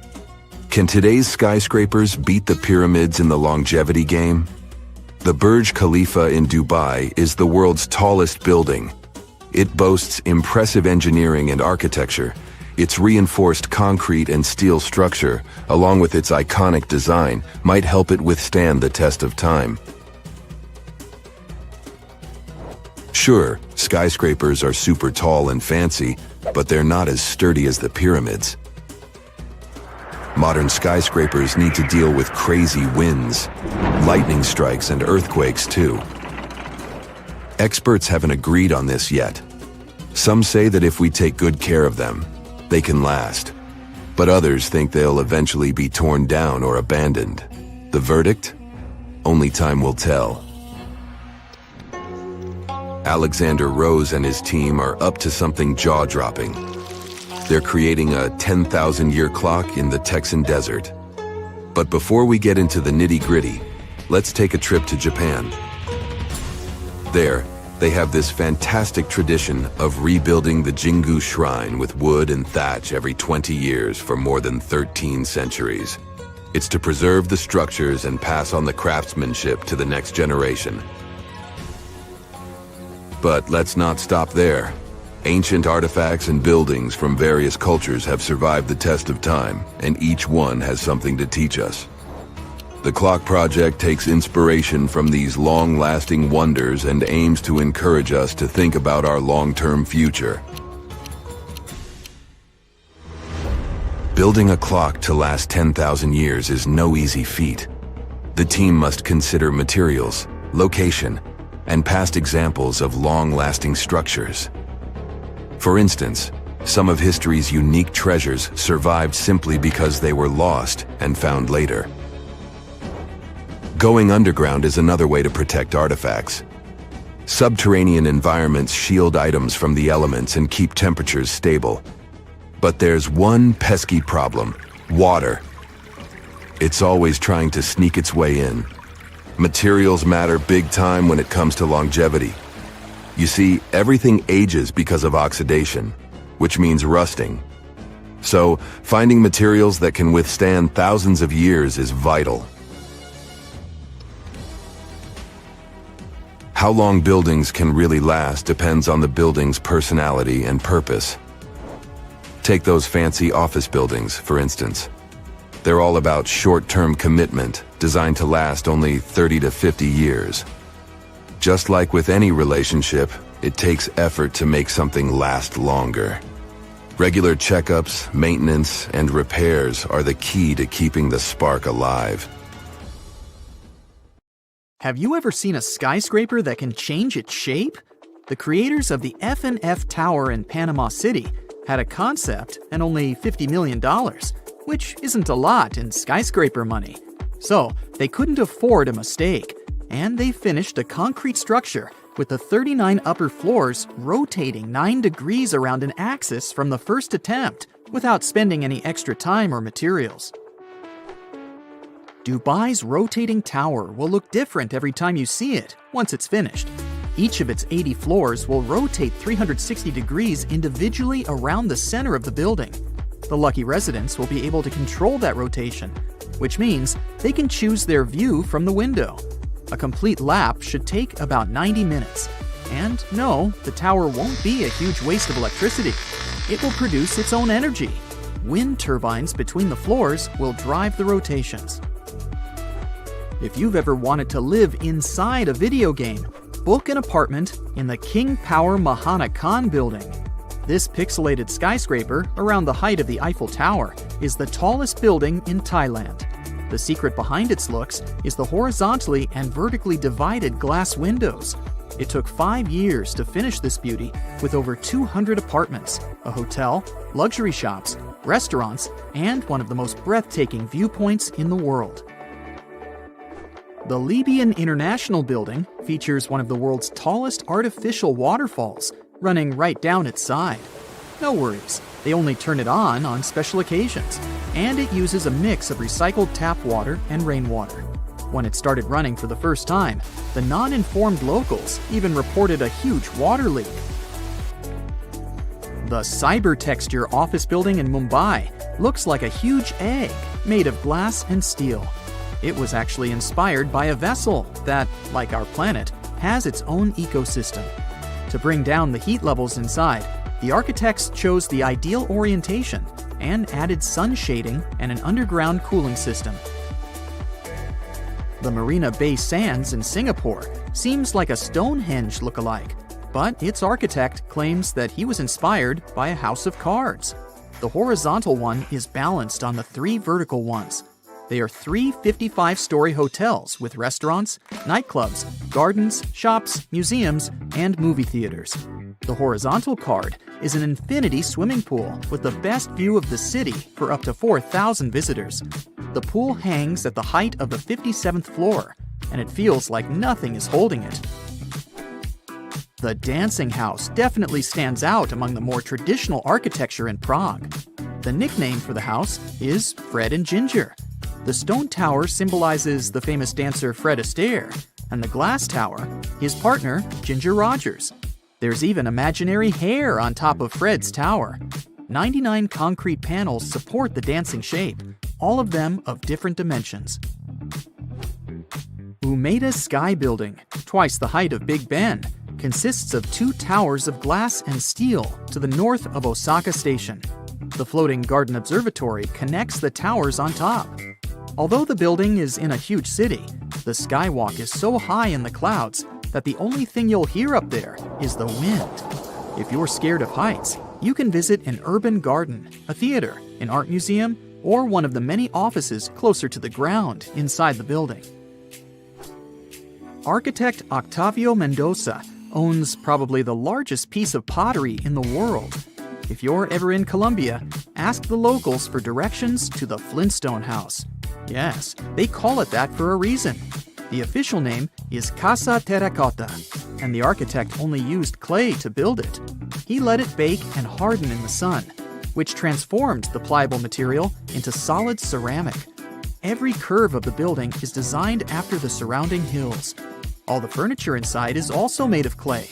Mendoza is determined to work on the casa for the rest of his life. Artists Dennis Sullivan and Francis Conklin have been saving money for 15 years, carving smaller wooden dogs to create their dream project. The Dog Bark Park Inn in Cottonwood is a 12-foot beagle that stands proud in the Idaho prairie. There is a bedroom and a living area in its body, and an extra bedroom in the head. Have you ever wondered what it's like to be inside a huge carpet? Me neither, but checking out the Azerbaijan National Carpet Museum is definitely worth it anyway. It shows the history of this important local craft in every detail. Austrian architect Franz Jans designed the construction, and it took 6 years to finish it.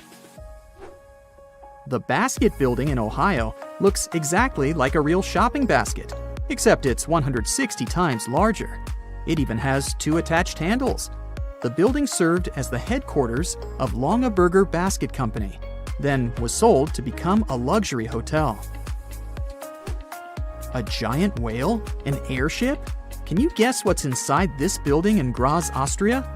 2 British architects won the Europe-wide competition to design this art museum.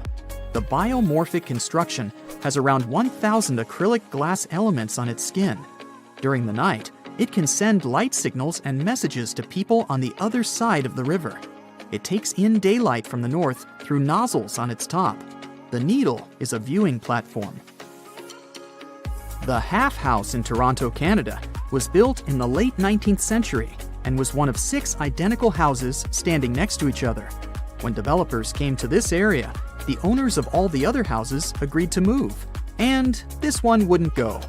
A demolition crew showed some impressive skills as they managed to tear down the neighboring house without doing any damage at all to what is now the Half House.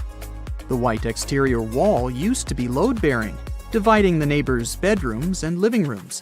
One wrong move of the excavator, and the entire construction would become ruins. The Shell House in Isla Mujeres, Mexico, stands by the ocean, was inspired by the ocean, and looks like one of the ocean's symbols. The house is shell-shaped and covered with shells from nearby beaches. Architect Eduardo Ocampo designed this beauty as he wanted to have a one-of-a-kind house for his brother to come and visit more often. Now it's up for rent for vacationers. The Bubble Palace, not far away from Cannes in France, was designed by a Hungarian architect and purchased by Pierre Cardin. In case you have a couple of spare million, you can buy this interesting property. You'll get 10-bedroom suites decorated by contemporary artists, gardens, water ponds, a swimming pool, and a 500-seat outdoor auditorium with an awesome view of the Bay of Cannes as a bonus. Can you find one house standing straight here? I know, I also failed. All the cubes in the Cube House in Rotterdam are tilted 45 degrees at their side. The idea here was to make the most of the space. Dutch architect Piet Blom designed the houses in the late 70s to look like an abstract forest. Each triangular roof represents a treetop. The houses stand at 3 floors tall, with an entrance on the ground floor, an open kitchen, and a living room on the first floor, as well as a bathroom with 2 bedrooms on the top floor. The Boot in Tasman, New Zealand is a hotel that looks like it comes straight out of a children's book. It even has legit shoelaces. There's a spiral staircase, cozy fireplace, kitchenette, and a bedroom with a balcony. If you ever find yourself in Mitchell, South Dakota, be sure not to miss out on their key tourist attraction, the Corn Palace. The locals have always been so proud of prairie gold that they first built a palace out of corn back in 1892 to prove to the rest of the world how fertile their lands are. What you can see now is the rebuilt version. Every year, they put new corn in 13 shades to form new beautiful murals. So you're having breakfast at home and wave at the passengers of a plane passing by your house. Another one. You live on the 739th floor of Exceed 4000, It's an entire city contained in one massive skyscraper. It sounds unrealistic right now, but one day it may become a reality. So let's see what we'd need to make it happen. But first, let's browse through the list of once tallest constructions on the planet. The Great Pyramid of Giza, originally standing at 481 feet, used to be the tallest structure ever built by humans for over 3,800 years. The Lincoln Cathedral took this title away from the Great Pyramid only in 1311, winning by just 1 foot. Then, the Washington Monument became the new champion. As people were starting to use steel more and more, the Eiffel Tower became the tallest construction in the world. Then followed the Empire State Building. It didn't keep the title for long, with more and more skyscrapers built across the world. Let's fast forward from here to the current record holder, the Burj Khalifa. It has 163 floors and stands twice as tall as the Empire State Building and around 3 times taller than the Eiffel Tower. On a clear day, you can see it from a distance of 60 miles. It takes a whole 1 minute in a high-speed elevator to get from the ground floor to level 124, where one of the observation decks is located.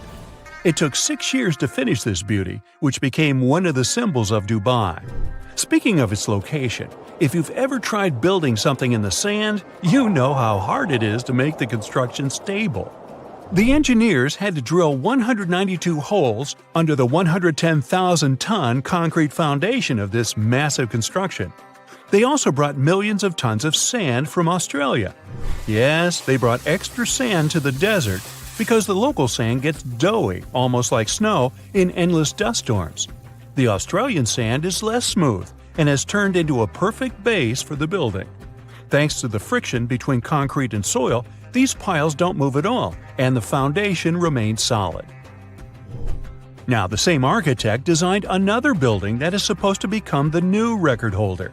The Jeddah Tower in Saudi Arabia is supposed to be almost 600 feet taller than Burj Khalifa. Once finished, the construction, made of 80,000 tons of steel, will host the world's highest observatory. Jeddah Tower will have 59 elevators, and some of them will be double-decker ones. The bottom third of the skyscraper is supposed to be office spaces. The next levels will host a luxury hotel, and the remaining 167 floors will be reserved for apartments. The narrowing silhouette of the building is supposed to help it withstand winds and gravity. The base will definitely be extra wide to make the entire construction stable. Only 1/3 of the building has been finished so far, and construction has been frozen for an unknown period of time. The reasons for this decision don't have to do with geology or climate. Humans have learned to deal with all kinds of soils and conditions. For example, if we want to build our future skyscraper in a seismically active zone, we'd need to make it flexible. Piles can hold the weight of the building, but the concrete pad would stand on huge springs. During an earthquake, the ground will shake and move from side to side, but the springs will dampen and compensate for the movement, so the building will stay in place. The wind is another problem for skyscrapers. The taller the building, the more the wind's affected.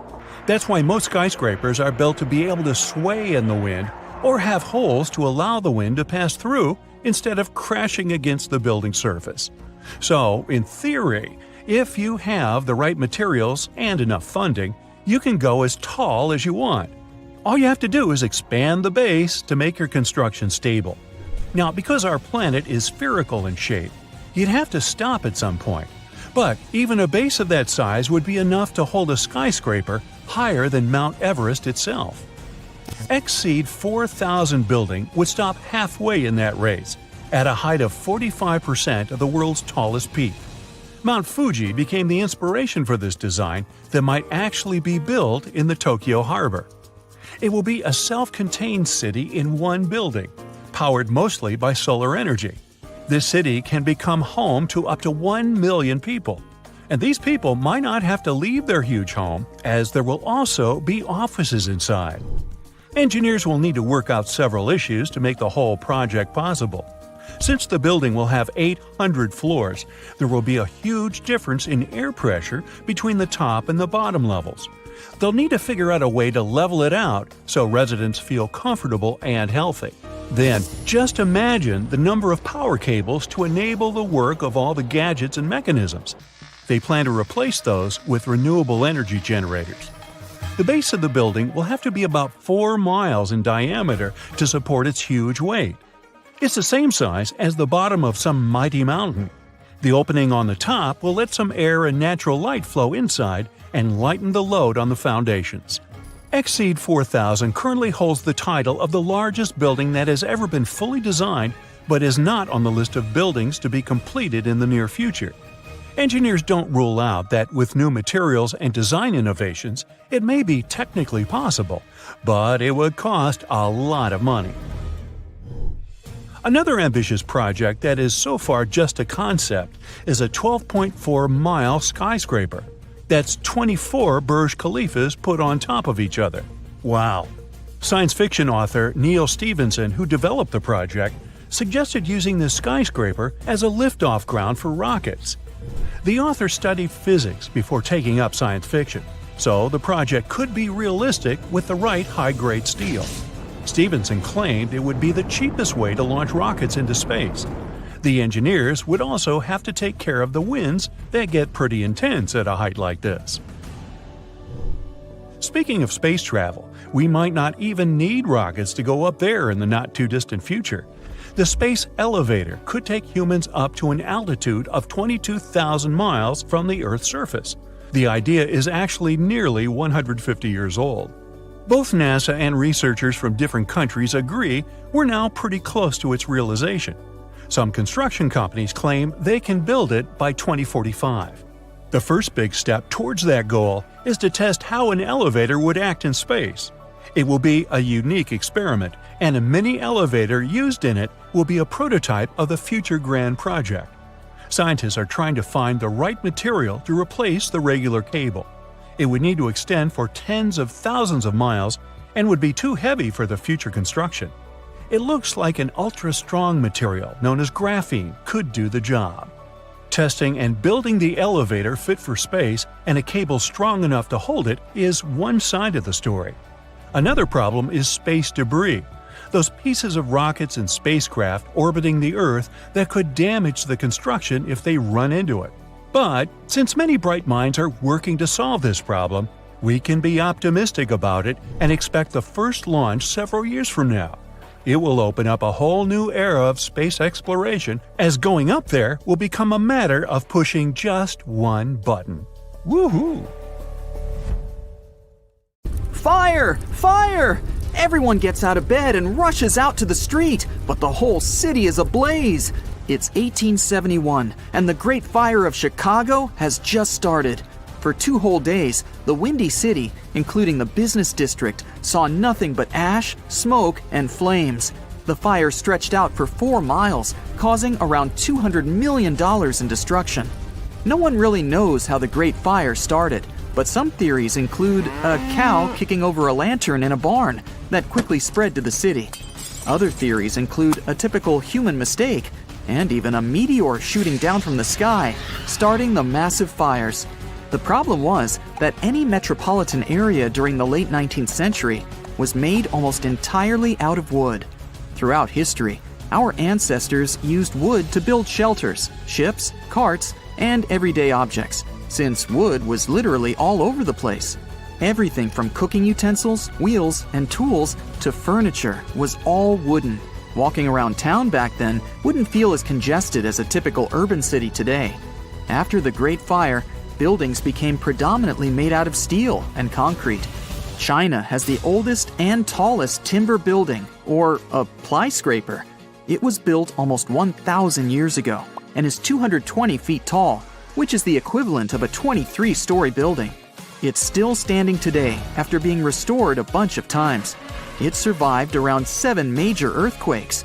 But just because a structure like this is still standing tall today, it doesn't mean we can go around building wooden skyscrapers out of nowhere. A lot of tall wooden structures exist today in Europe and the US, even though they were built after the steel and concrete rise. But they're just between 8 to 13 stories high, not enough to be labeled as skyscrapers. Japan plans to build a wooden skyscraper more than 1,100 feet tall.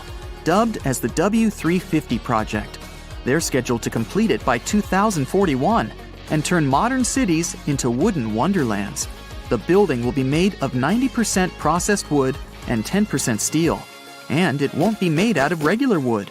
They'll use cross-laminated timber, or CLT, which is many sheets of wood glued and stuck together, creating a large plank that is even tougher than steel. But wooden structures are vulnerable to fire. Back at the time of the Great Fire of Chicago, they didn't have fireproof coatings that could be applied on the beams. Even steel structures have such coatings. And the beams of today won't be like the ones in the past.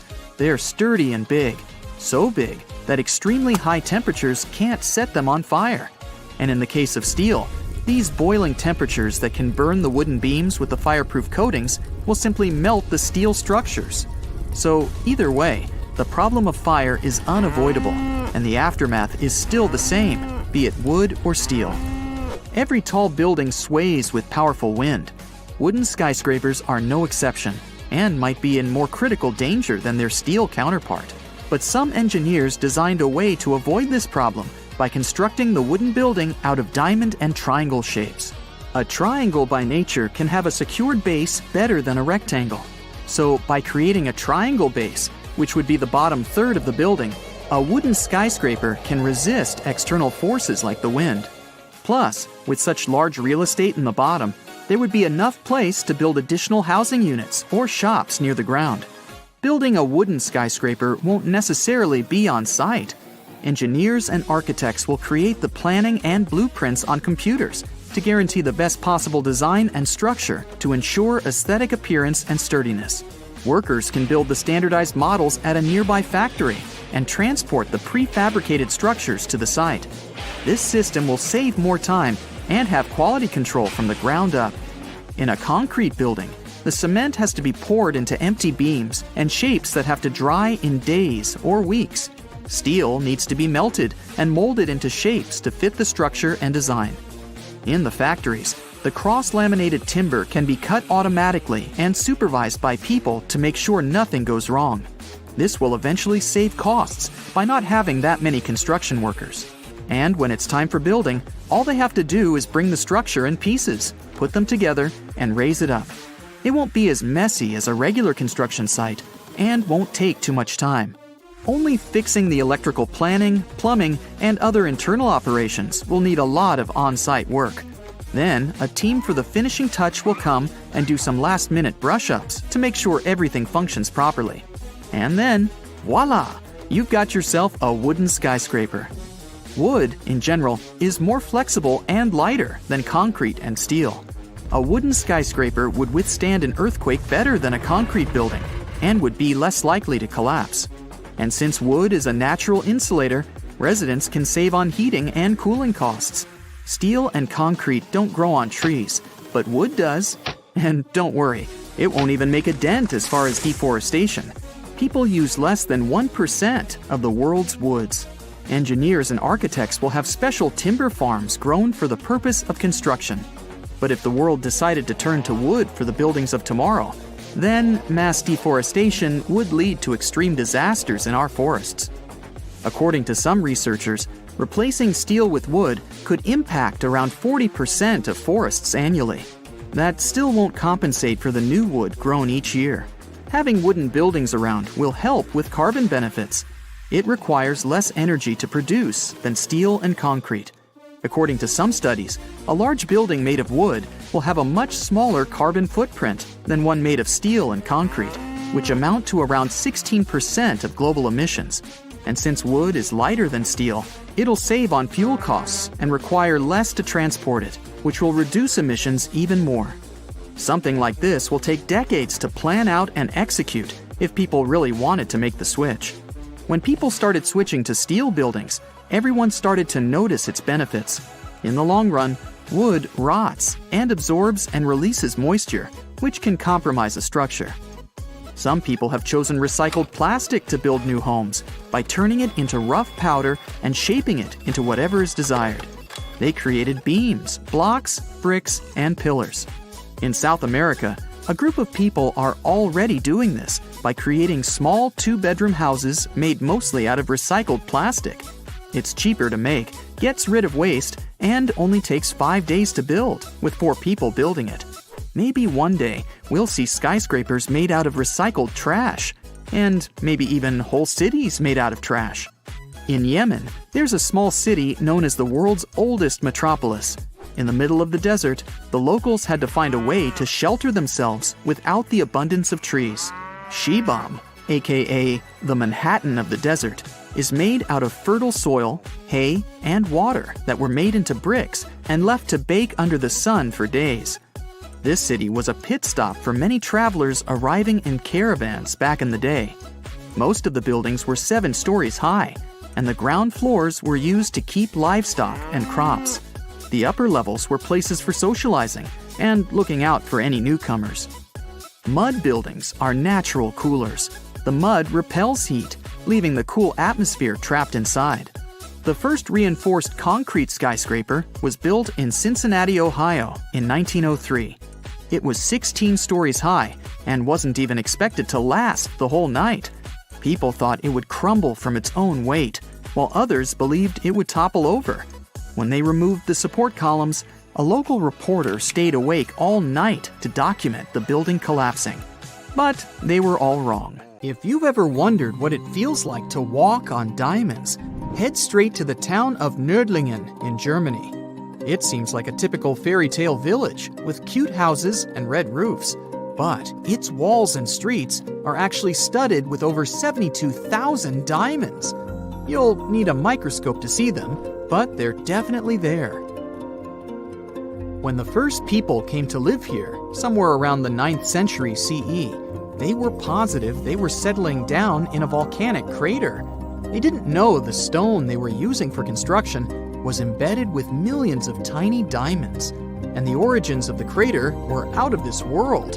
An asteroid slightly larger than half a mile in diameter hit our planet around 14.5 million years ago in what is now Bavaria and left a crater 16 miles wide. The bedrock was under such intense heat and pressure that the bubbles of carbon inside transformed into tiny diamonds at a concentration like nowhere else in the world. The locals didn't pay attention to their houses, built of what was left of that asteroid impact, shimmering on sunrise. Then, in the 1960s, 2 geologists arrived from the USA, studied the landscape from a distance, and noticed it didn't look exactly like a volcanic crater. After further research, they realized their theory that the crater was shaped from above and not from below proved right. They even had to change school books after the discovery, not to mislead the students. Once the word of the crater had spread, NASA got interested in it and sent their Apollo 14 and Apollo 16 astronauts to visit it to learn about what kind of rocks they'd find in space and which of them were worth bringing home. A moon rock that arrived with one of the missions is now on display at the local museum, and astronauts still visit the place. The locals, though, are so used to living among diamonds, they don't even find it special. The Australian town of Coober Pedy is known as the opal capital of the world and exists completely underground. The town even has the first 4-star underground hotel in the world. The reason people settled in this area was to work at an opal mine. Back in the day, the miners could hardly survive under the burning desert sun, so someone decided to put a tent directly into the mine. Then it turned into a home. Now, Coober Pedy has around 2,500 residents from different countries, about 30 shops, an opal gallery, museums, a bar, and other buildings, and is a popular tourist attraction. The town of Monowi, Nebraska in the USA has a mayor, a clerk, a treasurer, a librarian, a tavern keeper, and a bartender. Yet, the population is officially just 1. Elsie Eiler has been doing all those jobs, paying taxes to herself and voting herself for mayor since 2004. Back in the 1930s, Monowi had a population of 150 people, grocery shops, and restaurants. When farming conditions got worse, people started leaving family by family until it went down to 1 person. If you feel like saving some money on house construction, look up some property in the Spanish town of Centenil de las Bodegas. 3,000 residents live under and into the sides of the Cadiz Mountains and use them as natural walls and ceilings. The first settlers moved in here back in prehistoric times. The rocks keep the houses cool in the summer and warm in the winter. Neft Dashleri in Azerbaijan was built as an oil platform in 1940, directly in the Caspian Sea. Once they discovered rich oil deposits, it started growing and is now made up of a network of platforms with around 5,000 people working and living here. The town has apartments, bridges, a library, a community center, and even a movie theater. The Japanese village of Nagoro has an unofficial second name, the Scarecrow Village. The last children were born here over 20 years ago. It officially has less than 50 residents, but it feels complete thanks to 350 life-size human dolls. When a local lady came back here in 2000 to look after her aging father, she saw the empty streets, shops, and schools. To change that, she and her friends started making cute dolls to replace the residents. The entire town of Whittier, Alaska, lives under one roof of a 14-story building of a former barracks. That's around 220 people who live here all year round, plus all the shops, a police station, a post office, a hospital, and a church. The locals are mostly working in commercial fishing, recreation, and tourism, or for the state ferry and railroad. The idea behind having everyone and everything in one place is to save money on heating in the always cold climate and let the people do all their business inside. This way, they don't have to face the unbearably strong winds. There's a town in Svalbard, Norway called Longyearbyen, where the sun sets on October 25th and doesn't rise again for the next 4 months. When it rises again in spring, the locals gather on the step of an old hospital at 12:15 to welcome the sun and celebrate its return. Then, it doesn't set for over 4 months. It happens because of the way the Earth is tilted on its axis. The sun only rises and sets once each year at the North and South Poles.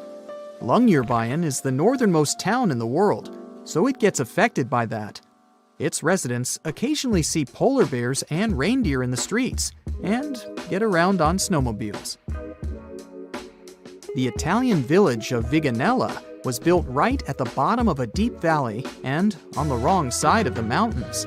They cast huge shadows and deprived the village of the sun for the entire winter. The locals used to live like that for centuries, until one engineer decided to build a large mirror high on the opposite slope of the mountain. It's operated by a computer and reflects light on the central square of Viganella for at least 6 hours a day during the darkest months. Santa Cruz del Islote in Colombia is one of the world's most crowded islands, with around 600 residents in a 2.5-acre area. Fishermen built this island on a coral platform over a century ago. They chose it because of its beautiful location and the absence of mosquitoes. The families of the original settlers were growing, and most of them never left the island. You'll only find people with 6 different last names living here. When the family needs extra space, they just add an extra floor to one of around 100 homes in town. Now it has a school, shops, a church, and 1 restaurant. There is no traffic, since the streets aren't wide enough for cars or trucks, and the distances are perfectly walkable. No one on the island locks their doors, because everyone knows each other, and there hasn't been a single crime. Another place where people don't lock their doors is the Shani Shingnapur village in India. In fact, local homes and even shops don't have front doors, keys, and locks, but locals never feel unsafe. Residents believe their village is under the protection of Lord Shani, who will punish anyone who tries to steal something.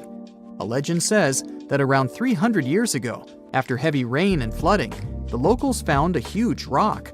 The same night, Lord Shani appeared in the dreams of the village head and promised to protect the village if they kept the rock in the village unsheltered. The deity would live on the rock and oversee the village. Once the first bank opened in the village, they added a glass entrance and a barely visible electromagnetic lock with a remote control to respect the tradition. If you're looking for the most relaxed place in the world, check out the Villages in Florida.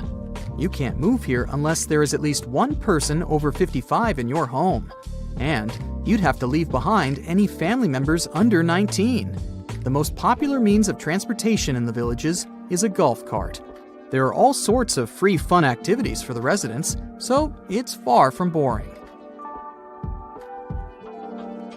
You have about $130 million. What would you do with it? Fly into space or buy an island? There are many ways you can spend this much money, but one anonymous investor used it to build an extravagant underwater city. The project is not finished yet, and a lot of people are currently working really hard to make this crazy idea come to life. If all goes well, in the near future, living under the sea may become a reality. In the past century, there was a limestone quarry near the Welsh border in England. In the 1990s, it became flooded and turned into a lake 260 feet deep. Now, there's a large construction project going on around it. Trucks transport materials and people in overalls construct huge modules that look like giant futuristic submarines. These modules are called Sentinels, and they will become the buildings of a small underwater city. Builders and engineers create durable stainless steel materials that allow these houses to withstand a depth of up to 650 feet. This is the upper limit of the twilight zone, where very little sunlight penetrates. Large squid and other creatures live in this zone. Imagine waking up in an underwater hotel room and seeing a giant squid staring at you from the dark. Or even worse, you see a huge eye watching you as you wake up. This could happen if Sentinels were successfully installed in the depths of the ocean. Meanwhile, let's return to our project on a small lake. The project is called Deep. Its goal is to make life underwater as comfortable as possible. Inside living modules, builders install bedrooms, kitchens, bathrooms, and observation windows. People will access them using small submarines. However, it's not as simple as calling a taxi. To live underwater, you need to train under the guidance of experienced instructors to test yourself in underwater life simulators. The cost of living there will likely be expensive, but it's worth it. At least you will be well fed. A chef will develop a special menu, and all food will be stored in vacuum-sealed bags to preserve its flavor and nutrients. It all sounds great, but there's a question. Who is financing this project? No one knows the answer. Deep is funded by a secret investor who has already spent more than $100 million. Interestingly, this is not the first attempt to create an underwater dwelling. For example, Jacques-Yves Cousteau, a famous diver explorer, first created the Conshelf 1 underwater house in 1962. This was a steel cylinder located at a depth of 30 feet, where 2 divers lived for a week. In 1970, several women also spent 14 days underwater in the Caribbean Sea at a depth of 50 feet. The aim of that project was to study human psychology in a cramped environment, similar to that of a spaceship. Unsurprisingly, that project was partly funded by NASA. Okay, we have windows overlooking marine life, delicious food, underwater parties, and solitude away from civilization. All these things sound cool, but if we put aside the fun part for a moment, is there any real benefit to it? Oh yeah, ocean exploration. Many marine biologists believe that the best way to explore the ocean is from within. Diving doesn't help much since divers are limited by time and body needs. They can stay underwater for only about an hour and a half at a time. Underwater cities could allow us to live underwater for months. But the most important thing is long-term observation of marine life in its natural habitat. In the mid-1990s, a group of researchers wanted to study the development and nutrition of corals. They brought them to the lab for testing and found out that corals reacted differently to tests in artificial environments than in the ocean. Their behavior in a laboratory setting was different from their behavior in the wild. Underwater cities could also provide work for archaeologists who study the remains of ships that have sunk throughout history. Plus, such cities could help protect us from future disasters. In the event of a catastrophe like an earthquake, tsunami, or volcanic eruption, scientists and engineers could build water-based shelters like the Sub-Biosphere 2 project to provide refuge for people. These circular structures could sink into the ocean and give shelter for up to 50 or 100 people, allowing them to wait out the disaster from a safe distance. Underwater cities could be an excellent solution to overpopulation, but there are some downsides. We already pollute the world's oceans, and what if we literally lived inside them? It's one thing to use labs to study marine life, but it's another to build hotels for vacationers. One such hotel, called the Water Discus, is a building at a depth of no more than 32 feet. It will have 21 rooms and a restaurant with coral reef views. While the conditions seem comfortable, some experts worry that staying there for long periods could be harmful because of the lack of sunlight. Nevertheless, it would be interesting to stay there for a week and see how it feels. The most challenging aspect of creating such laboratories, hotels, and bunkers is ensuring a reliable life support and safety system. It's crucial that the air, humidity, and temperature be as comfortable as possible for people to live in these structures. However, this requires a significant amount of energy. Currently, all modern underwater buildings rely on external sources of energy located on the surface. But scientists plan to make future underwater projects fully autonomous, using kinetic energy from waves and powerful solar panels to generate power. It's also important to create the right structure for these buildings. Rather than covering an underwater city with a giant bubble, it's more efficient to create several large housing modules. Each module should consist of steel, glass, and special cement. Also, the depth shouldn't exceed 1,000 feet, since a deeper location would require thicker walls because of high water pressure.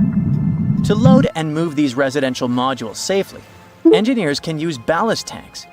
These are large containers filled with water, which are used to pull the modules down deep into the ocean. Once in place, engineers can release the water from the tanks and fill them with air, causing the house to float back to the surface.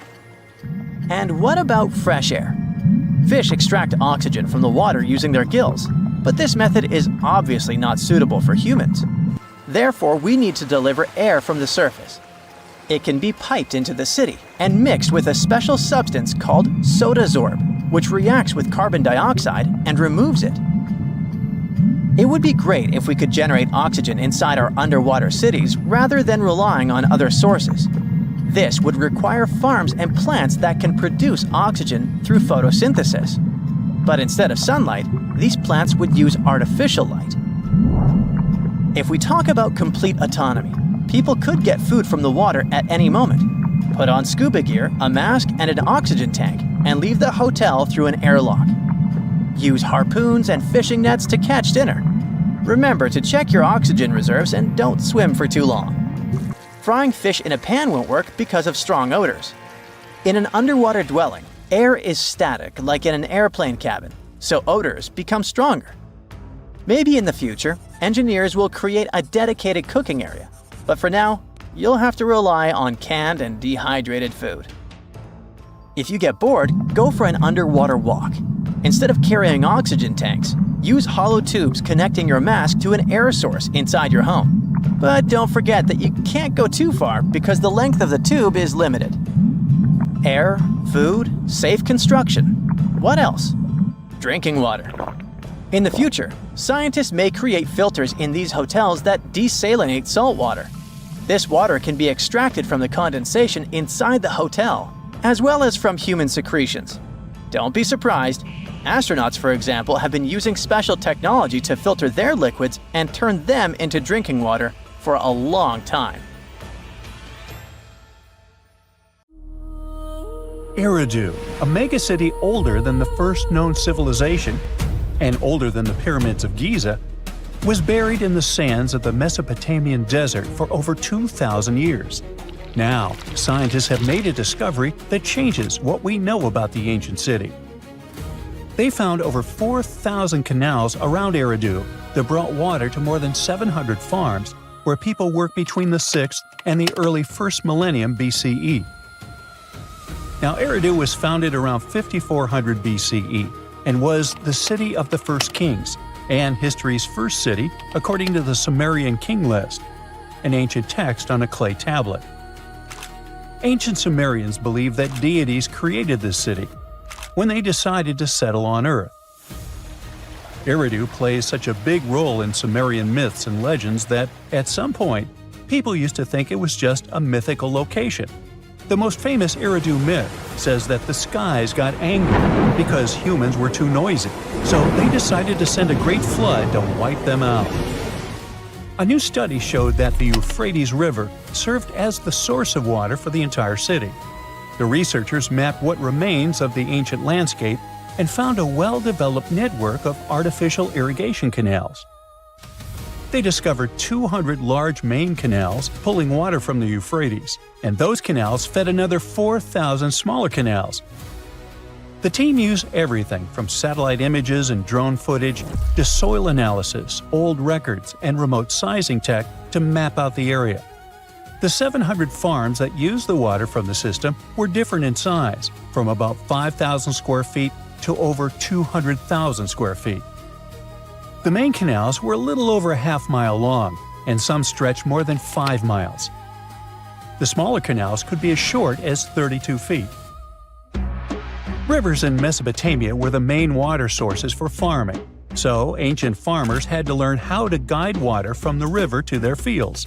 It all started with simple methods, like digging small canals, but over generations, they learned how to build massive canals up to 62 miles long.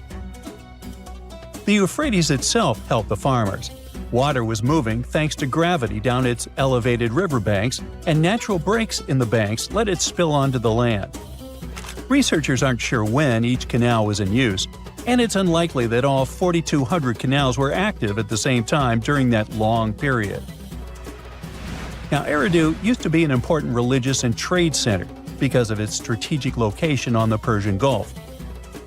Its economy mostly had to do with fishing, thanks to the Euphrates River. Researchers found fishing nets and weights and whole bales of dried fish at the site. And there were even models of reed boats, the earliest physical evidence we have for constructed boats anywhere. The city was thriving until people abandoned it around the year 600 BCE, and scientists still aren't sure why they did it. The local residents, plus the visiting pilgrims and merchants, had just exhausted all the resources of the land. They had to let it rest several times before abandoning the city for good. It happened when the Euphrates changed its course, and they lost their main source of water. Now, many centuries later, in 1854, a British official was on a mission to this area to check out a remote place that had a bunch of mounds called tells, which are piles of debris left behind by ancient human settlements. At first, Taylor wasn't impressed. He had been hoping to find something big, maybe statues, ancient writing, or ruins of palaces and temples. But with the brief time he had, all he found were things like walls, drains, stone platforms, and pieces of limestone columns decorated with tiny mosaic cones. But he didn't know that these boring mounds were hiding one of the oldest cities on Earth, Eridu.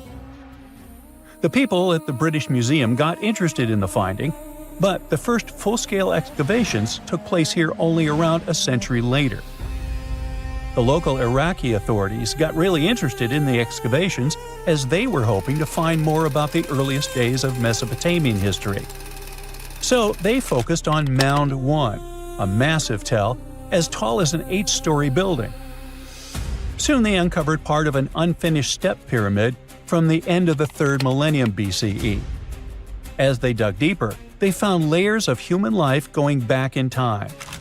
There were levels from the Uruk period, and even remains from a time before the Sumerians called proto-history.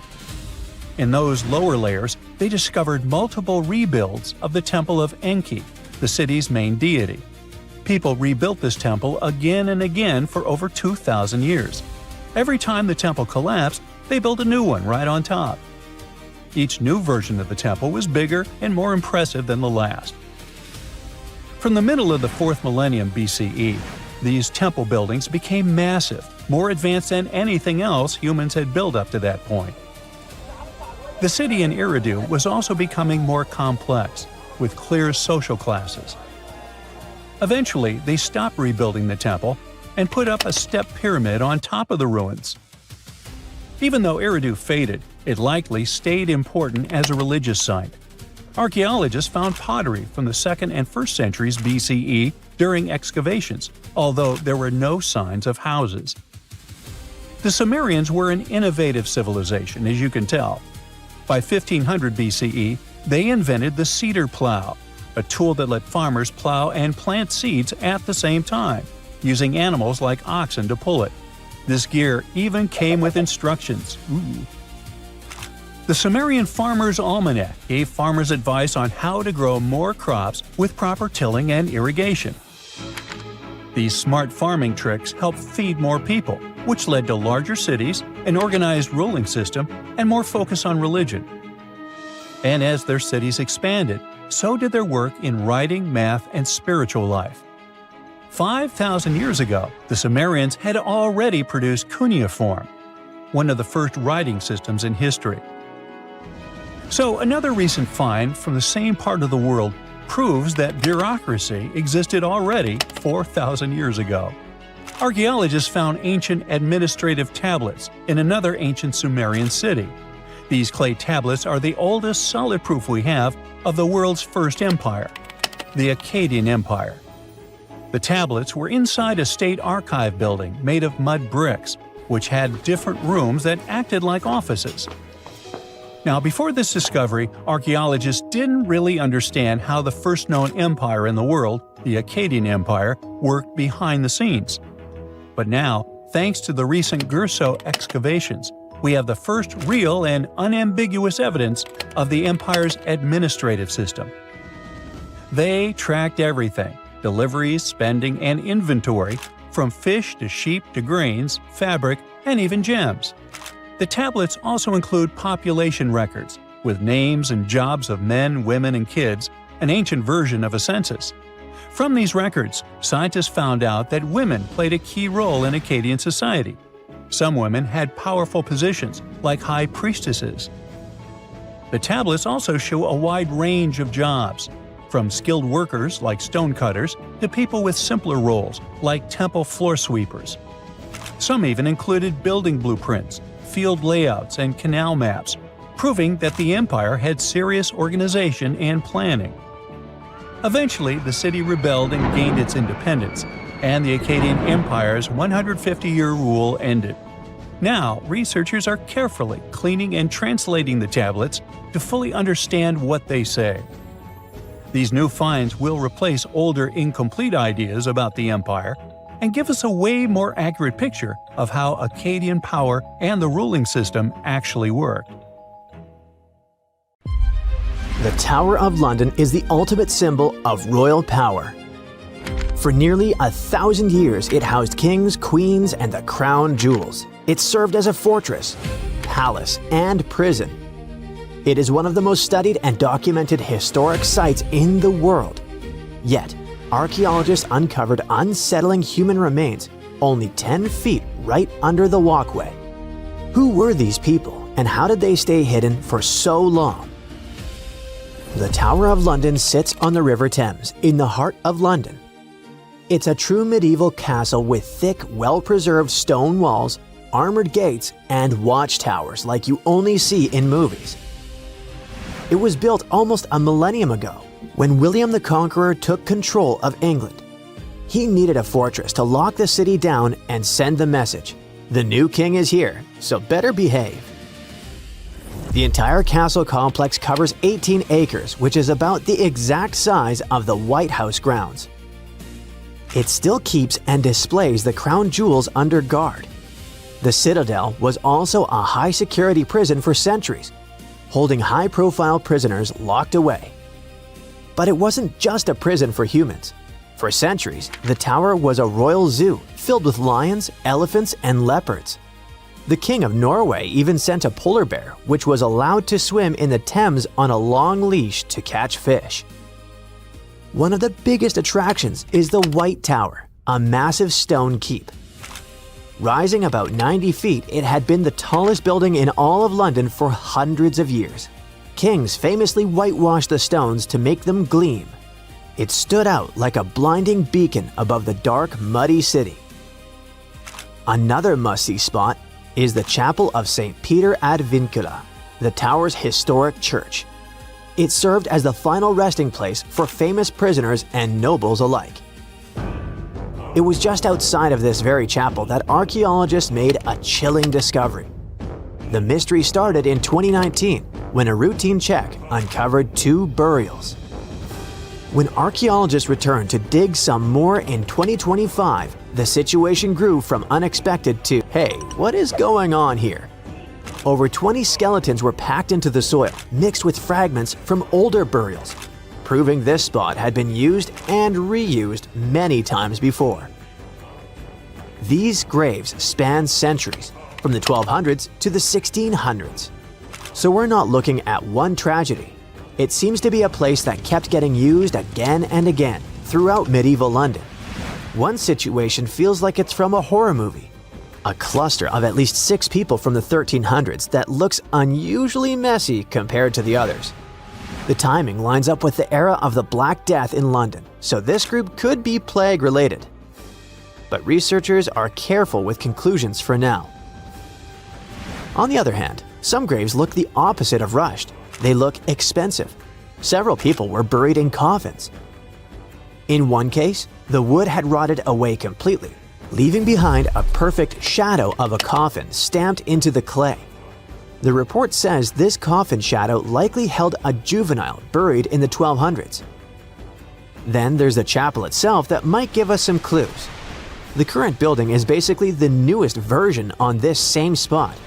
It's possible that there were 3 or 4 earlier chapels here, and the dig even exposed lost walls and an old floor surface deep down.